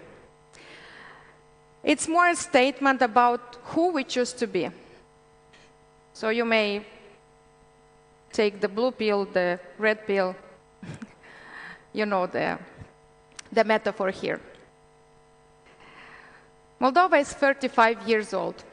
At 35 and mid-30s, you are not longer catching up. You know your assets, you know what you have learned, and you know that this is the momentum. And when I'm telling this, I feel it deeply in my bones because I'm the same age as my country. And after all we have been through, I think it's time, and you have the card, to flip the card. So if you agree, raise your card and flip it. Thank you. Thank you very, very much. I was being in two places at once, so let me get back to the stage. Did you like it? Yeah, I feel like you're hungry. I didn't hear that. Did you like it? Yes, okay. So, before Michelle waits to get back on stage, let's watch a very nice video about the next topic.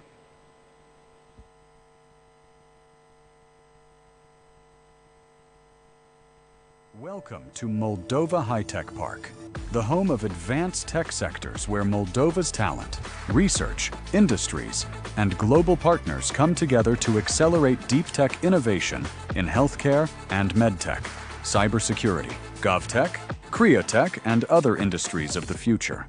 United by a simple principle, government, industry, and university working as one to generate real value.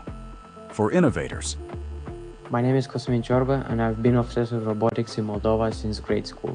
And right now we're building the first European hybrid drone, a drone that can both fly in the air and also navigate underwater. A place like this park, I believe, doesn't just support this passion, but actually multiplies it. For the economy, I'm Alexandru Andrushka. At Argus AI, we've pioneered mixed reality neurosurgery to save lives. This park provides the gravity we need to pull the future closer. It's our bridge to global markets. Join us, and let's build together. For the business sector.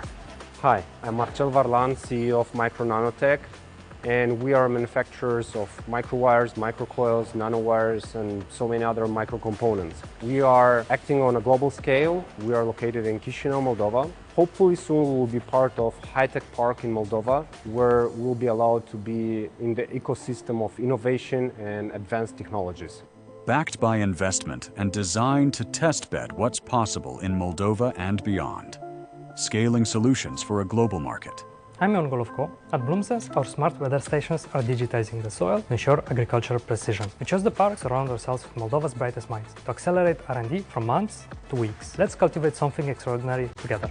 Because innovation doesn't stop at ideas. Hi, my name is Lydia Scarlett. In my world, creativity and tech go hand in hand.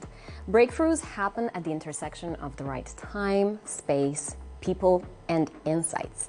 I'm excited for Moldova High-Tech Park becoming the ecosystem amplifying these key elements. We're already working on exceptional world-class projects, and now the momentum is perfect to accelerate and build more with our talent, real ambition, partnerships, and infrastructure. We're creating a city where new technologies can be developed and tested to make a change. Welcome to a 50-hectare vision. We're building more than a park. We're engineering a smart, sponge city ecosystem. Imagine a blueprint that integrates everything: state-of-the-art offices, advanced medical facilities, and high-tech manufacturing, all set within a resilient, eco-driven urban forest. It's a self-sustaining landscape where technology breathes, scales, and finally changes the world. This is Moldova High-Tech Park, the home of our local brilliance and the heartbeat of the international tech ecosystem. The engines are running and the coordinates are set. Take your place at the controls and let's lead the next leap together.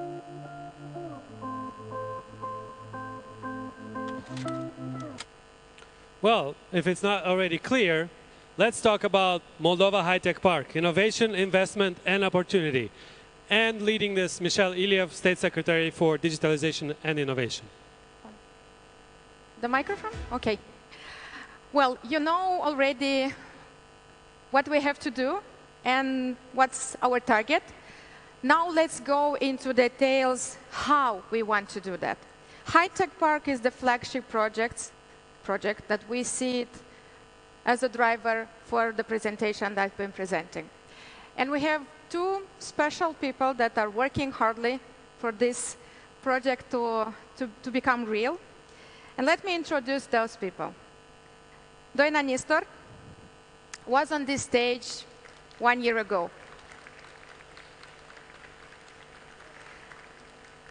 As Deputy Prime Minister, announcing the High-Tech Park and told Moldova that we will build the first innovation district, something that Moldova hasn't seen before. And today, she's representing the Agency of Public Property, and she's the chairwoman, of the board of High-Tech Park.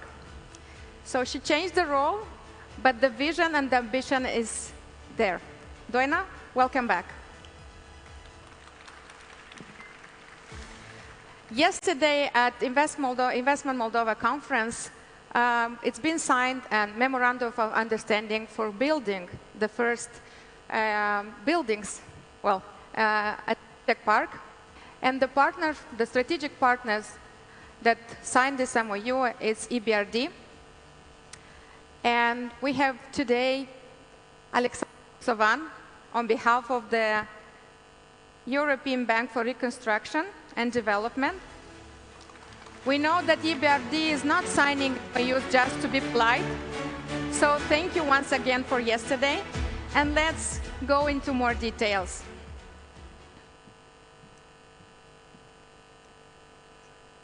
I think I can sit here. Yeah.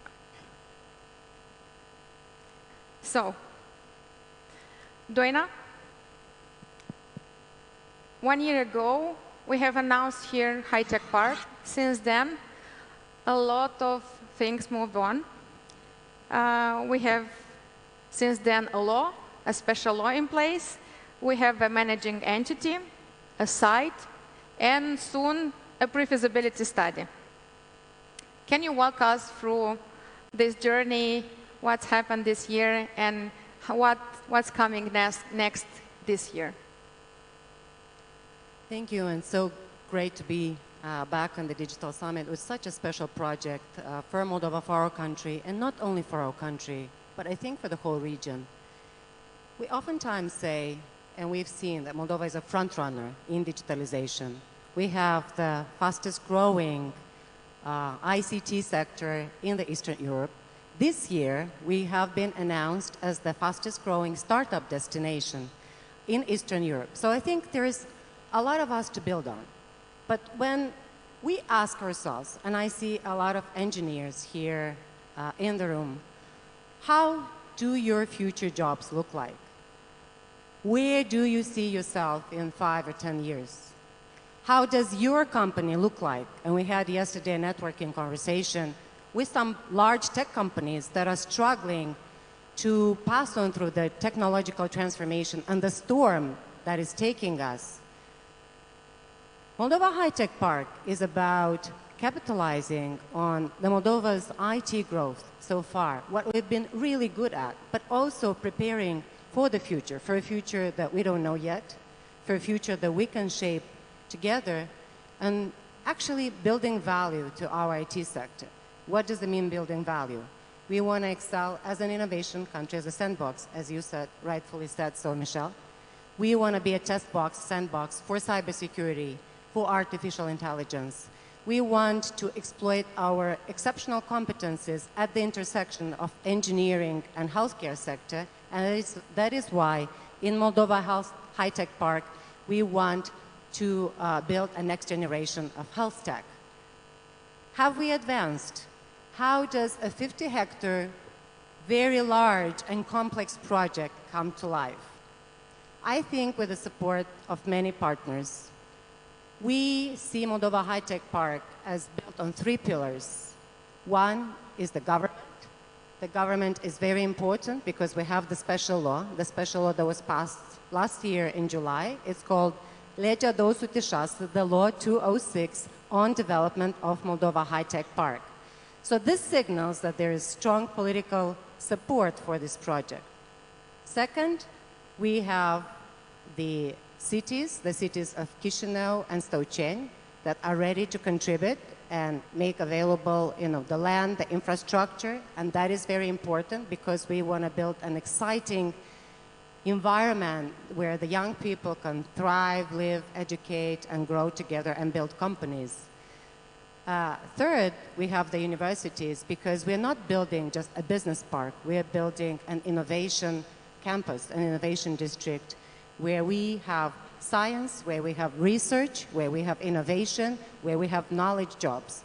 Our objective is to create the jobs of the future, to create together. We want to attract 20,000 talented people, students, engineers, and not only, who want to contribute to Moldova's next innovation leap. Of course, the project comes in stages. We are now at the master planning phase. We will have several stages of development, and the first stage is until 2030. We are lucky that we have such strong partners as EBRD anchoring the project.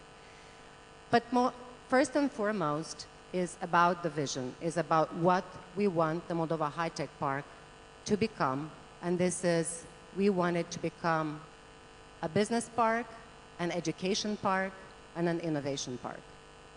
Thank you, Doina. So let's build on that. We have several phases for this project. And I'm moving to Alexandru, because yesterday indeed we had, thank you, Alexei. Before I go to Alexandru, we have here a QR code, and I would like to ask you to scan it and to give us your reply on that. And after the question to Alexander and answer, we will go back to see how you see this project. So yesterday has been signed MOU, a letter of intent. It's quite ambitious project that you believed in, and it's very important for the government and for the society to have such a strong backup. Can we go a bit into more detail? So we have the vision that has been presented by Doina. Let's go now into details. What means phase 1 and how we can get to a loan agreement and building the first sites on how we can get the bulldozers on the land.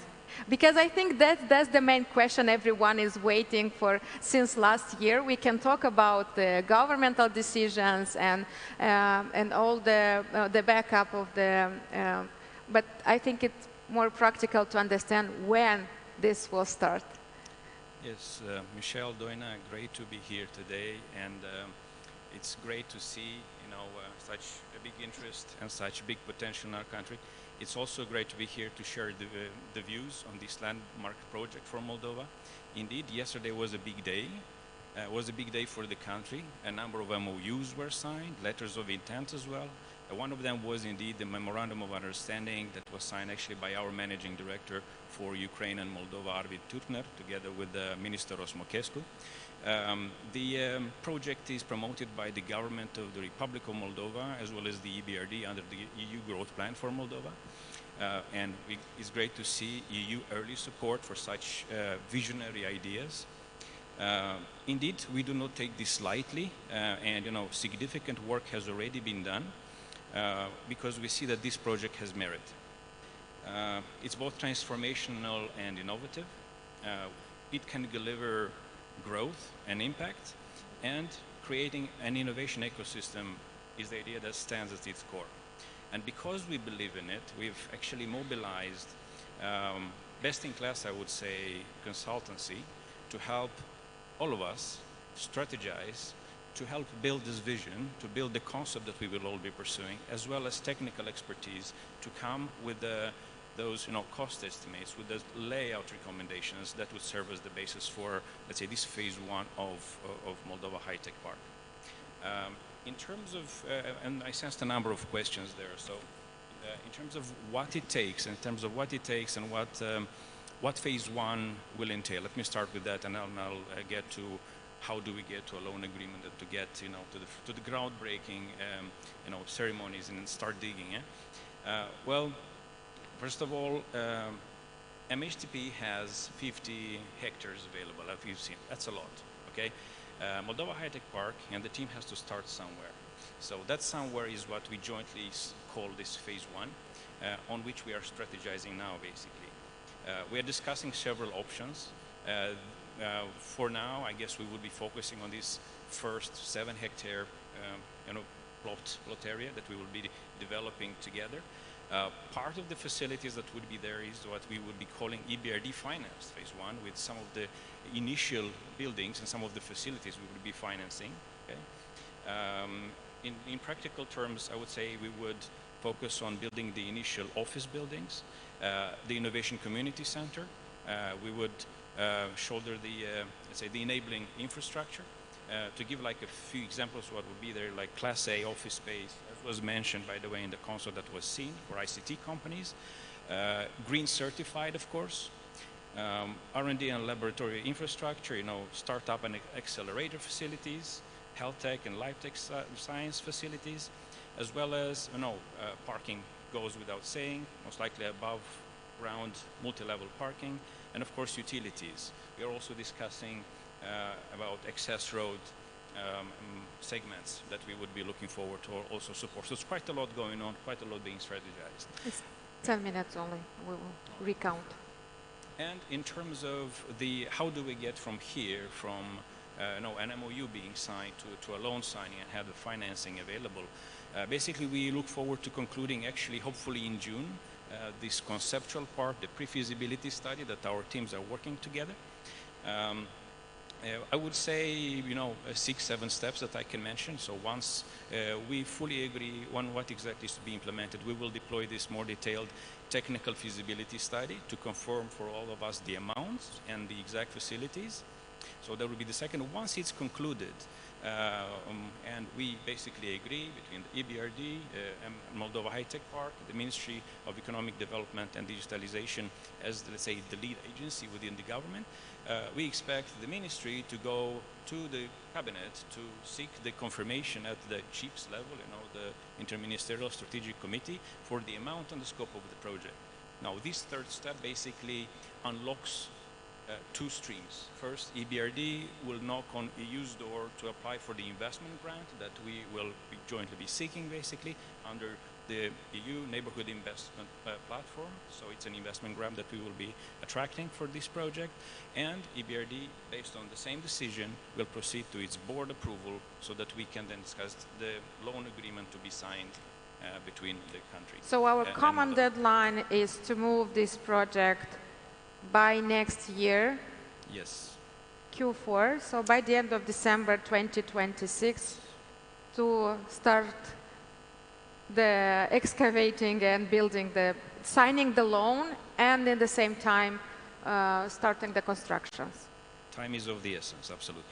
Time is of essence, and I think everybody is expecting to see visible things, visible progress for Moldova High-Tech Park. So the objective is to complete the master planning and get the excavators on the site, and this would be together with EBRD as we are discussing for EBRD to fund the first stage of construction of infrastructure of the park. And what is important is the partners and the residents that will come to the park. At which stage they come? So can they come in parallel with EBRD, or they can come into the first buildings? We are happy to announce that there is huge investor interest for Moldova High-Tech Park. As of today, we've launched the expression of interest for future residents, future investors, and future knowledge partners. We would like to develop a knowledge community. We see Moldova High-Tech Park plugging into the bigger European innovation infrastructure and into the bigger global tech community. And this is extremely important as we're looking to house from startups to tech companies, to health tech companies, to high-tech production areas, but not even less important that we want to have university and study areas so that it's exciting to build the next generation of knowledge. But where you can apply for this call, and how the companies or future investors will be selected? We invite everyone who's interested to follow us. We invite everyone who's interested to become an investor, a resident, or a knowledge partner to talk to us. There's very simple application form. So we can already engage with future partners to discuss. Investment is always a competitive process. The land will be provided to investors for 30 years with the rights to build. And this is the contribution of the Moldovan government to contribute the land as a facility for investors. As I said, we're ready to talk. I have one question to Alexandru, and then we will look at the results. So, how EBRD also can support private sector that wants also to join or to partner with high-tech parks? So we have the future loan agreement with the government. Do you have additional mechanisms for the future tenants or future investors that they can look at through the partnership with EBRD? Well, again, a number of things here actually. The essence of the Moldova High-Tech Park is, innovation activity, right? And the activities that the private companies would be doing within Moldova High-Tech Park. And it at the core of the bankability and the innovation mandate from an EBRD perspective is that the majority of the space be allocated for the purposes of or for the benefit of private entities, startups, other companies that will be attracted as residents. In terms of the what is there for the private, so first of all, once the Moldova High-Tech Park Phase 1 is built, it's the privates who would be the majority beneficiaries I've just mentioned. The second is it would take private companies to actually build and deploy the same buildings of Phase 1. So it's quite a lot of work for local developers and contractors to shoulder this project to make it a reality. Then it's the wider Phase 1 is basically buildings that would be adjacent to the EBRD Phase 1. It would take private investors to decide to build something that they would see is relevant. Of course, we will all strategize and conceptualize what's relevant to have in the proximity, but these would be projects that investors would have to undertake at their own discretion, and we can finance them as well. If the first project would be financed on a sovereign basis, so we would be financing the Moldovan government to make this project a reality as a phase one for the benefit of startups and the innovation community. The other buildings, with investors, we can provide direct financing to them. So this would be commercial financing to enable these visionary projects. Thank you. Let's see the results, and I will ask Doina to comment a bit on the results, and maybe based on what we have, I think we have the best what we see situation here also to go into the signing agreements. Innovation districts and being competitive in tech is no longer about being competitive in everything. So for Moldova, we want to be exceptionally good at specific verticals. So please still vote if you haven't voted. Help us to pick the right verticals, the right clusters that we are exceptionally good at. We already know we're health tech and med tech. That comes to no surprise. Moldova has exceptional doctors, exceptional medical education, and exceptional tech companies. Actually, did you know that the largest pool of Moldovan startups are in healthcare? That's immediately after IT. So we have the majority of the votes go to health tech and med tech. Cybersecurity. But competing with cybersecurity, so let's see if... These are the government people, I think, voting. I think they're biased because they... I've been pitching for cybersecurity a lot. Well, it's... And agri-tech. I mean, who wants exceptional cherries and to have food resilience? Agri-tech is here as a vertical because we are building Moldova High-Tech Park and a network of technology parks, which is, of course, the Agri-Tech Park that's on the campus of the Technical University. Deep Tech, Credtech, and Energy Tech. All right, thank you so much for helping us vote. We are going to the... Yep. And with that, I want to thank you for helping us to vote and to co-create the clusters for Moldova High-Tech Park. Moldova High-Tech Park is a common initiative, is our joint initiative of the tech sector, of the young people of Moldova, of the future innovators. And I'm very glad to announce that today we will be signing 3 partnership agreements. And I would like to invite up on the stage next to me, because Moldova High-Tech Park has a team, Oleg Guțică, who is the administrator of Moldova High-Tech Park, and give them a big round of applause. We are bootstrapping, so imagine that we're starting Moldova High-Tech Park in the Silicon Valley garage. And I want to give the microphone to Oleg because he has been instrumental to developing the special law that serves as the backbone, the legal and regulatory guarantee for investors. Oleg? Okay, so I can give it this one too. Thank you, Doina. You can join here. Se aude? Yeah, you just have to speak louder. Thank you, Doina. This is a memorable day for our small team. It is the first presentation of such a scale and accompanied by signing the first memorandums. And on this, I want to invite all the interested companies to get in contact with us. Moldova High-Tech Park has a website, moldovahightechpark.md. Please get in contact with us. Let's discuss the common points of interest. And let's sign agreements.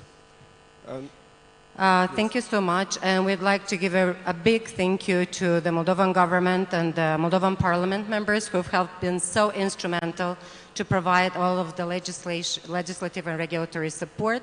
Big round of applause to the Moldovan government and the Moldovan parliament, and I see some parliament members here.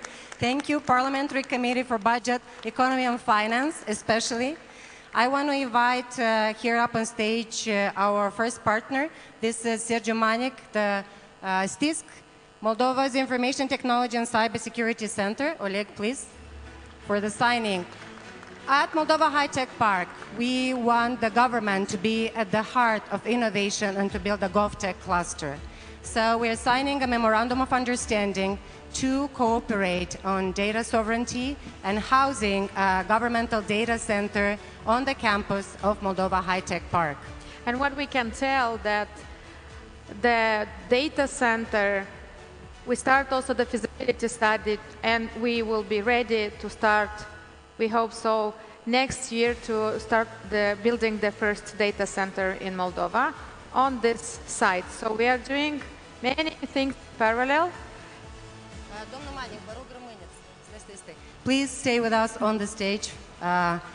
Next, I would like to announce, to invite next to me the Deputy Rector of the State University for Pharmacy and Medicine, Doamna Jana Chihai.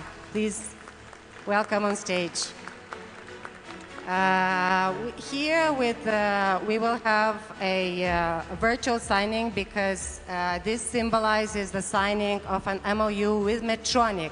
Medtronic is one of the largest global companies for medical devices and innovation in the medical healthcare.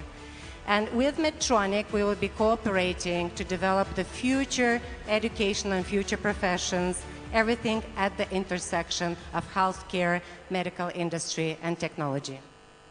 Thank you. It's a pleasure for us as a university to be in the front line because medicine always was a little bit conservative, but it's a proud for us to do this partnership and sign this memorandum. Thank you so much. And we will have, Medtronic is not here because we're signing with the regional division. So we have, with the sound, please.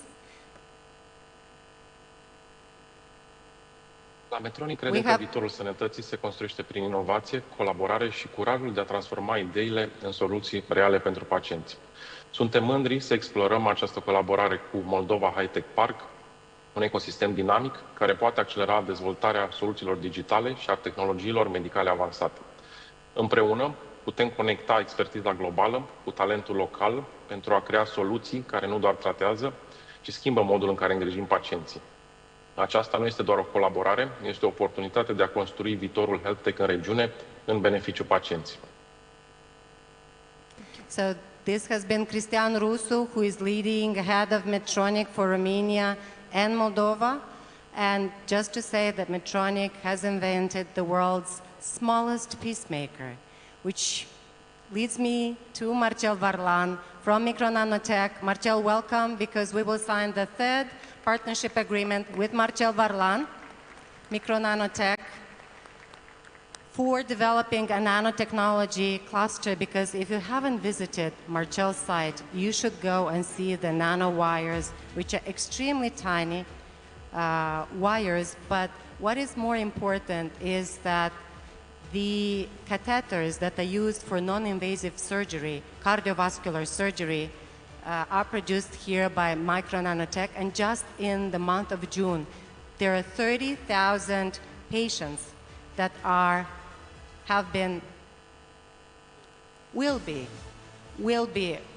maybe their lives will be saved with the help of your technology. Yes, indeed. What we are producing now in June will go into human bodies and will save around 30,000 lives globally. Yeah, indeed. Thank you so much for the opportunity. It's a dream come true for me as an engineer and entrepreneur to be a part of High-Tech Park in Moldova. So let's agree that next year at Digital Summit, we cross the street and we see where is the progress? How we are growing. I want to remind you about our goal. Our goal is to build Moldova's future. Our goal is to build an innovation park that brings value, brings knowledge, and brings the jobs to the young people here in Moldova. It's a 200 million project. We want to create 20,000 jobs. We want to support 1 billion euro of economic value. Please allow me to welcome and thank again all of the supporters, all of the partners for this amazing, amazing project for Moldova's future, and to thank the first partners, and I invite you to take the center stage for a group photo.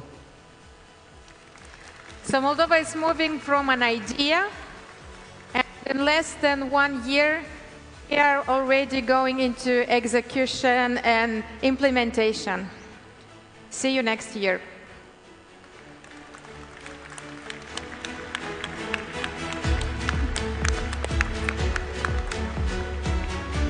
Thank you, everyone. It has become a tradition to sign some sort of memorandum here at Moldova Digital Summit. So thinking about what's going to happen next year. In the next keynote, Director of Moldova's e-governance agency presents a clear, evidence-based vision of the country's digital transformation and the progress already achieved. The session highlights measurable returns from digital services delivered within a single year, followed by real-world products used by citizens, including the award-winning app that's on, I hope, everybody's phone, Evo, and the Evo wallet built to the European Digital Identity Standard. The keynote is called One Wallet, One Gateway, One Click. Evo and Moldova's blueprint for a friendly EU-ready digital state. Please welcome Nicoleta Colomiets.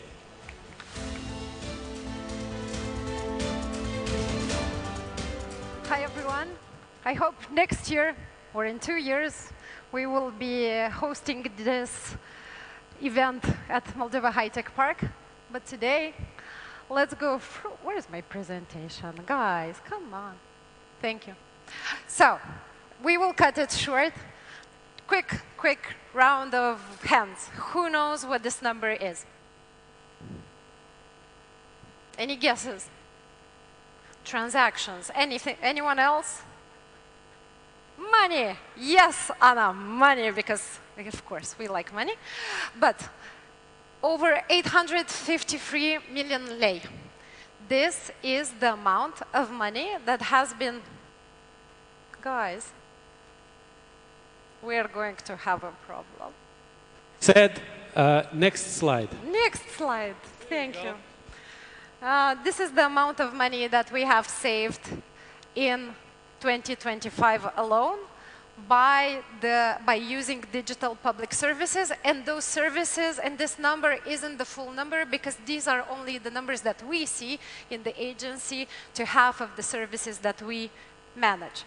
Just to give you an idea, the estimated savings in euros is 44 million euros.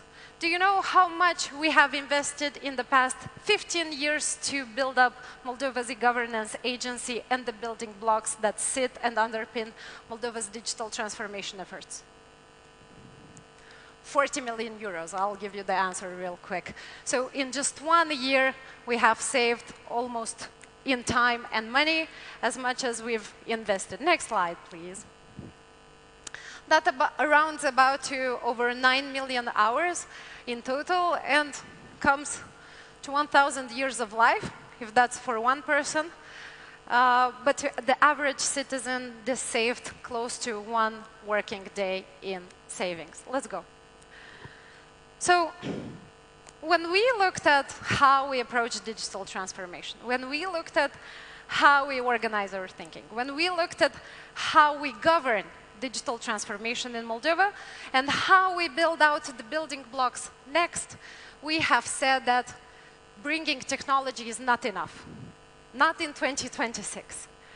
Re-engineering processes is not enough, not in 2026. And we have set forth a vision that is clear-cut and simple. It's to build the friendliest digital state. Next slide. And there are 4 key pillars that are non-negotiable in everything that we do and in everything that we govern. Because Moldova's e-governance agency is more than just YEVO, is more than just the M-Suite. And the 4 non-negotiables are stated in law. The 4 non-negotiables are what we work and organize our thinking around, and it's how we review and assess everything that happens in the government, and we'll start reinforcing more and more and more. And these are on the screen. Digital is the default, so if it's not digital, if it's new and it's not digital, it shouldn't be there. 2, once-only data sharing. We're one of the most interoperable states around the region, and we need to make sure that we continue on this trend. We shouldn't ask anyone else about their data if you already have it. This is a principle that we need to abide by. We cannot have economic growth if we spend time sharing and scanning and sending documents and papers. Proactivity is the norm, and this builds on the interoperability layer and centralized access. And when we say centralized access, we talk about the one-stop shop, because having more than just one is already not one. So, and that leads me to the next slide. This winter, we made the first step towards actually centralizing access, because we have built, we have digitalized, we have transformed for the past 15 years, but access and information was fragmented. This January, we organized the public service portal and the M-Cabinet, the citizens' data and information portal, under one single layer, under the Yevo app. But it's more than just access to public services. It's going to become, it has information on e-signature. It has information about your data. It has key digitalization numbers and metrics and assets. And it's going to continue to grow more, but we're going to get to that in a second. However, what we're seeing that at any given moment, just because of centralizing the access, just because of giving citizens a clear blueprint, a clear name, a clear address of where to go to and check their information, we have people continuously returning, coming, and this is becoming the trust mark of accessing services in the Republic of Moldova. Next slide. And 3 years ago, 3 or 4, on this stage, 2024 it was. On this stage, we have announced Yevo, our platform of platforms, super app. I'm very happy to see all of the key stakeholders that have contributed over the years to it. And today, we're happy to announce the new Yevo. Native, better, faster. We're correcting where we missed out in the past, but we're also bringing something new. Next slide. The new Yevo, which is, by the way, Ramona is over there. It's already won a UX Design Awards for Best Product in 2026. Has more than just, it's more than just a rewrite. It's a blueprint for scaling up. And it brings something new. First of all, it brings pending actions. I'm not sure if you haven't updated your app. A show of hands, who has the app? Wonderful. Now go to the Play Store and update the app and check if you have pending actions. Now, pending actions are something that is driven by the proactivity principle. We want you to know and see what we or anyone else in this state needs from you, or what needs your attention when it needs your attention. So pending actions are immediate on your main screen. I, for example, have a debt to the fiscal service, which I will pay right after this, and get a 10% cashback if I use MasterCard. But by June 30, by the way. Pending actions are that. Second, we have consistently invested over the past year into mNotify, which is our governmental notification gateway and portal to allow for proactive notifications, updates, and information. We're also making it easier, finally, to receive, share, and manage your digital files and the digital files that are the result of service delivery in the Republic of Moldova. Because digital by default isn't just in the entry point or in the access point. Digital by default is actually in the delivery, it's in the form, it's in the way you get the result that you need. And then we're also making it easier for you to manage the way you receive your money from the state. Not sure how many of you have been through this, but I have. I have had money waiting, sitting and waiting for me at the postal office, and I didn't know about it until I got like this 5 exclamation point letter for the social insurance house telling me like, go get your money or else it's going to vanish and we're going to take it away from you. Now what we're doing is we've had payments and benefits for a long time. We will be testing a new implementation and then we will be upgraded and learning based on that. And the better experience overall, because we know that it was supposed to get better. Next slide, please. Now here's what stays. Everything else stays, we will just be piling on. So access to all of the over 600 e-services information is right at your fingertips. Whenever a new service appears, it is already in Yevo, and no, you not to access these and information about this, you do not need an electronic signature, although we highly encourage it. So, because without one, well, over 50 data sets, digital powers of attorney, better, smarter appointments for services. We've re-engineered the entire e-appointment layer that we managed at the governance agency to make sure that institutions that still provide certain services through face-to-face interaction, get an appointment management system, and that it is natively integrated, it is provided by the government, and it immediately appears here once they configure it. Next slide. But the biggest, the cream of the cream, the cherry on the top, is the Yevo Digital Identity Wallet. And I like to say that to us, this doesn't seem like a big transition to us as citizens generally. Because from 2024, it has been law that digital documents, the digital form of the documents in the app is legally binding and is legally accepted. However, it has been implemented on a reference architecture. Now, in the meantime, the European Commission has set forth the eIDAS 2.0 regulation. It has set forth implementing acts, and we, as a country, have committed through the reform agenda on the growth plan to actually implement by end of this year the EUD aligned digital wallet, and then in 2027 to certify it and get a certified wallet. And I'm happy to say, I'm very, very happy to say that 2026 is not just the year of the wallet. Moldova is one of the leading countries in the year of the wallet, because by end of 26, each country from the European Union must provide at least one digital identity wallet to its citizens that does key things. One, access to your documents. Not everyone has the free documents that we have. We need to be proud of that.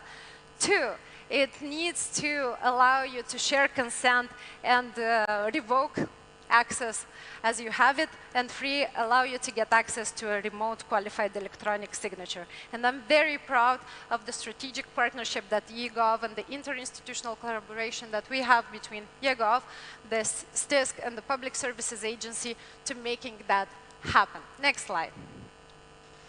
But we're also solving for something more. Because in 2024, we launched, and everyone said, okay, but how do I verify it? How do I integrate it into my workflow?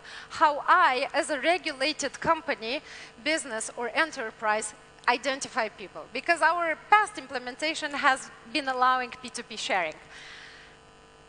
Starting this April, we have launched the integration process of what are called relying parties. And there are two initial scenarios that we're going with. So the first scenario for businesses and implementation partners are to integrate directly into their systems by going through the eGov for Dev portal, getting a certificate, and going through the process. I'm very proud to say that these three logos are of the three key financial institutions that have completed successful integration, and we will be soon rolling out public launches on it, and you will start seeing at the counters the QRs to scan and present your digital identity document. Now, we are having a larger session on that on the eGov track where you can understand the mechanics behind it. We're very excited about it. We have over 7 member states participating as well. But this is in a nutshell what it does. Now, what happens with, next slide. What happens with those that do not have a system to integrate it to? And mostly it's also public institutions, for example. I don't know, how many of you have visited the governmental building in the past year? Oh, hi, Lena. So, you need to provide your identity, and typically you leave your document there. Now, we have made it mandatory to accept the document, but how does that person know at the entrance that this is not just a screenshot, that this is not just something that you photoshopped or Canva or AI already, right? That it is a real document. Now, verifica.gov.md, our national verifier portal solves for that. What it will allow, and if you're gonna go, don't go, but not on iOS, tomorrow. However, if you go on it, you will see verify the documents in Yevo. The scenario is quite simple. So if in the integration scenario, you save the proof of verification in your system, with verifica.gov, you just validate. It's anonymous validation. You validate the verification, the availability of the document. So you can check and see and know that the document that is presented to you is actually that document, and it is valid, and it is of that person. It's quite simple. Verify, choose the document, a QR appears. You as a citizen scan that QR, you allow access to and you allow verification and validation of the information. We will do selective disclosure soon. It's actually available on Android, but not yet on my iOS. And you can share that information. And the information appears on the screen of the verifier. So they know in real time, without storing that information in the system, they know in real time that that data is valid. So next slide. And this is our roadmap. We said by end of 2026, we need to have 20 relying parties integrated. Now we started the legislative approximation process, transposing EIDAS 2.0. But this is where we are. So today we're launching the MVP. These are the standards where we have implemented on. I'm very proud to say that it's built on trust, robust trust infrastructure, and the scenarios that will move along the way. So we are starting with document verification and identification at the counter. In November, we will move into piloting remote onboarding. We're very happy that the EU Commission has set forth implementing act for remote onboarding, which allows us to actually implement it the way it should be. So you will remotely authenticate into the wallet, you will get access to your identity, and then hopefully you will, e-signature will not be a barrier to entry and to access public digital services and your data. Why this is important? Because we have over 1 million of citizens living abroad. And because we want those over 1 million citizens living abroad to get access to data, to information, public services, whenever they want, wherever they want, on their own terms. So these will be these are scary terms, we understand them, but we will put out a glossary on them.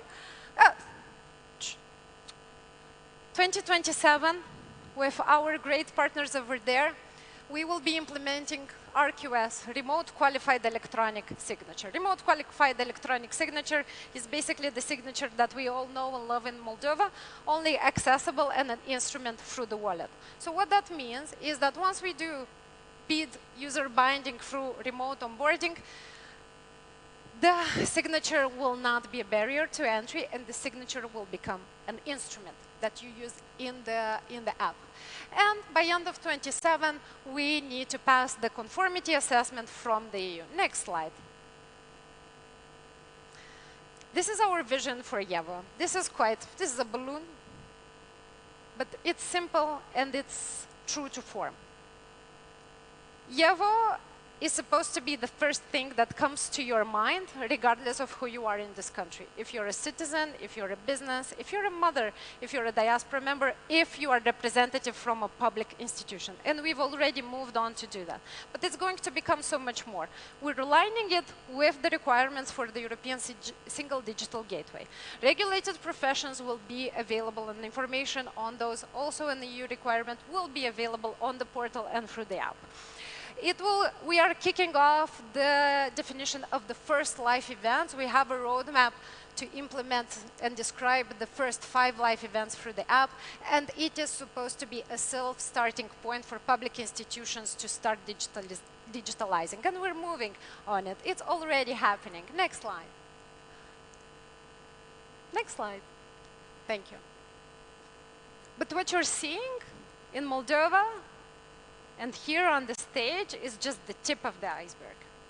Because underneath it is 16 years of transformations, 16 years of investment, 16 years of building up the 5-layer cake of Moldova's digital transformation. We have infrastructure, we have interoperability, we have our wonderful MSUIT mandated shared infrastructure platforms that allows us to do everything else. And on top of it, we launched last year not just YEVO, but also a statewide design system. Next slide. And going back to interoperability and the interoperability layer.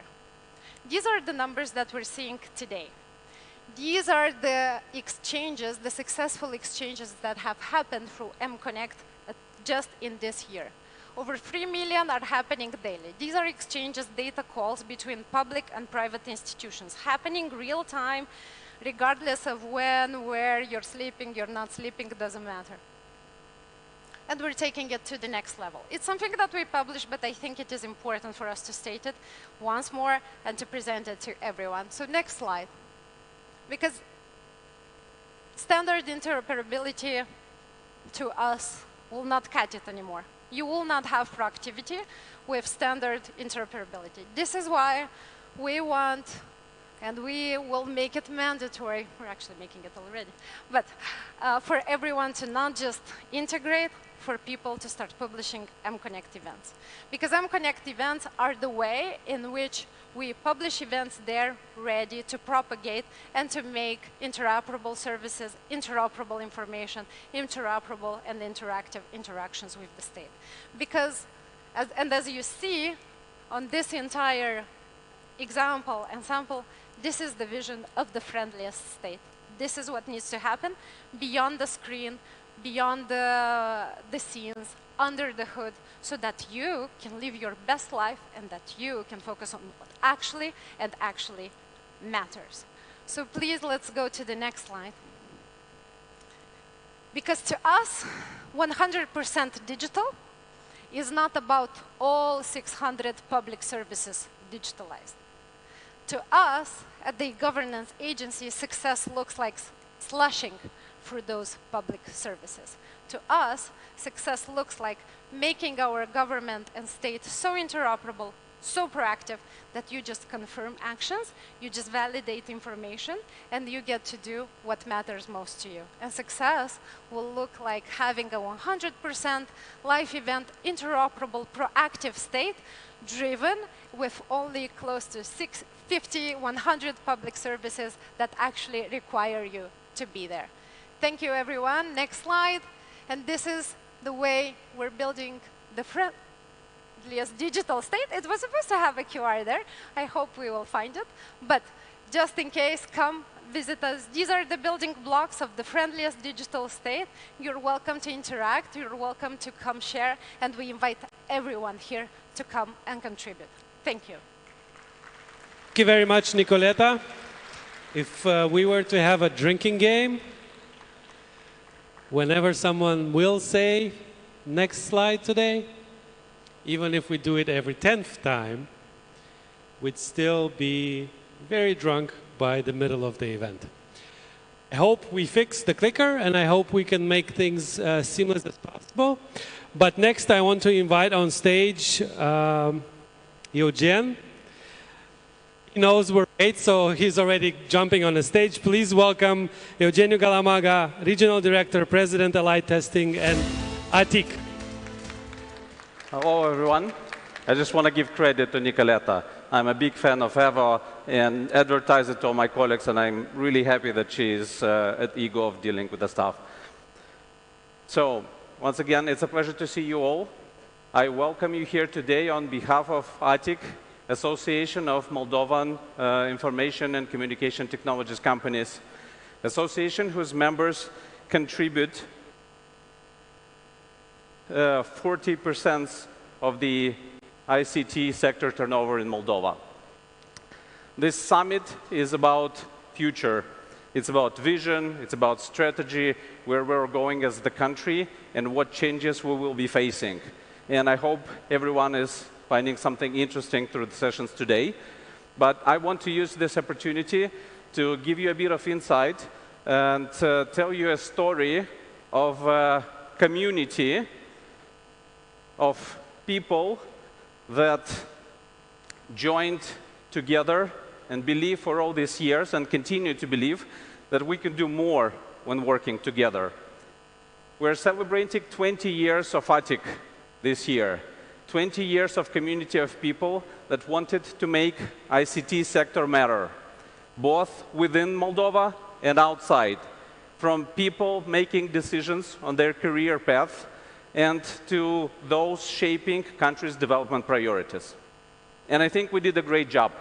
I'm standing here today surrounded by stakeholders from Moldova, by partners from abroad, by people that believe ICT is pivotal for us to move forward, by business leaders who grew their businesses, delivered projects, and by people who learned to become IT professionals and succeeded. 20 years ago, we took on a mission to invest into talent growth, and for 20 years, ATIC has been engaged in numerous educational projects and served tens of thousands of students, from Lego Robotics to TechWell Junior Academy that we will be celebrating tomorrow, from VAT educational programs to Makers Club, from IT trainings to initiatives focused on local startups. I'm proud that ATIC stood at the foundation of Startup Moldova organization. ATIC stood at the foundation of TechWell, and I have to say I've been skeptical back then, and I'm happy I was wrong.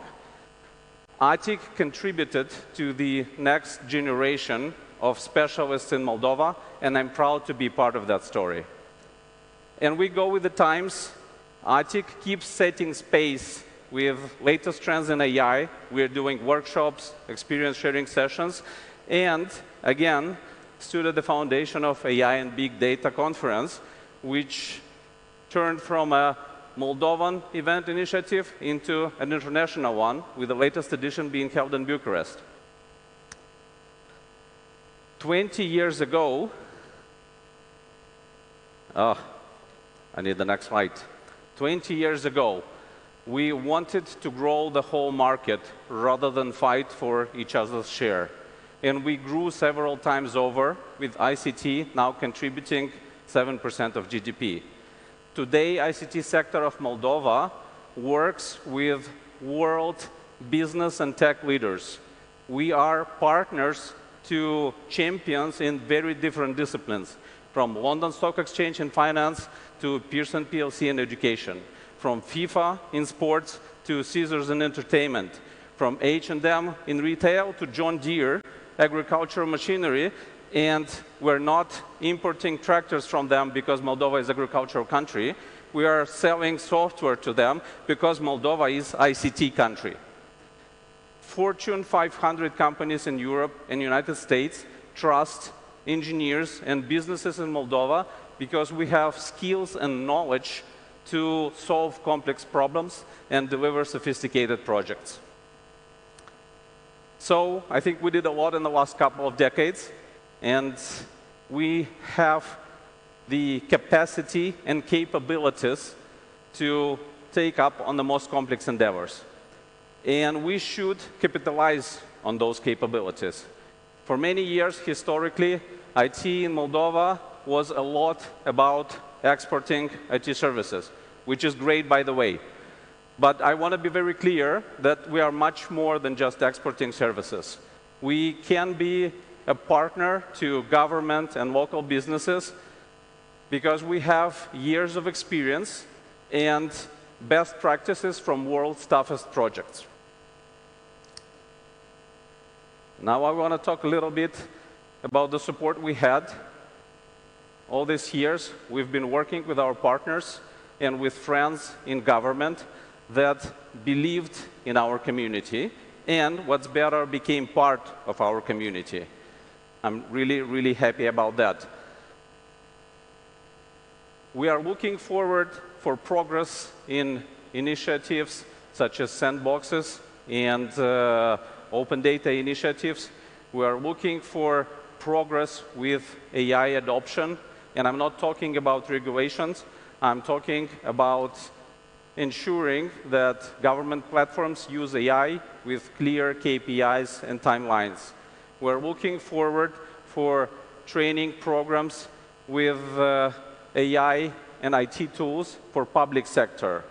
And we're working with Digitalization and Innovation team at Ministry of Economy and e-Consilium by Prime Minister. And I hope we always will be to make that happen. I also want to say some thanks to people like Doina Nister sitting here, that for me personally, this is how the story began. When 20 years ago, she approached me with the idea to make ICT Association. I want to say thank you to Anna Kirica, that's been with us for all those 20 years. I want to say thank you to Marina Bzovi, our former executive, now in MITP, that remains a good friend of ours. To Vitaly Tarlev, who's been many years on the Gov side helping us. To all ATIC team, to our partners, and of course, to our members that contribute their time, effort, resources, and share our values and dreams. And I want to finish my message with a call to all the investors here. If you are looking for a local partner that knows the nuances or looking to pivot a new technology, you got us. To all state authorities and government officials, as you are moving through AI transformation and need a consultant, or looking for a software solution, or you're working on a legislation that must be reviewed, you got us. For local businesses, if you're looking for products, you got us. And to all the IT guys here that are, for whatever reason, not part of ATIC, you got us. Join our community. Thank you. Thank you, Eugen. I encourage all ATIC members to meet up. We have a really, really great community. These are not just words. We really are. I'm extremely happy. We're in our bubble of friends. So I encourage you to be part of that bubble. Thank you so much. Next, we have another Eugen that will be coming on stage. He's a Chisinau-born behavioral economist at the University of Pennsylvania. And he's a visiting professor at Stanford. What he will be talking about is something really exciting because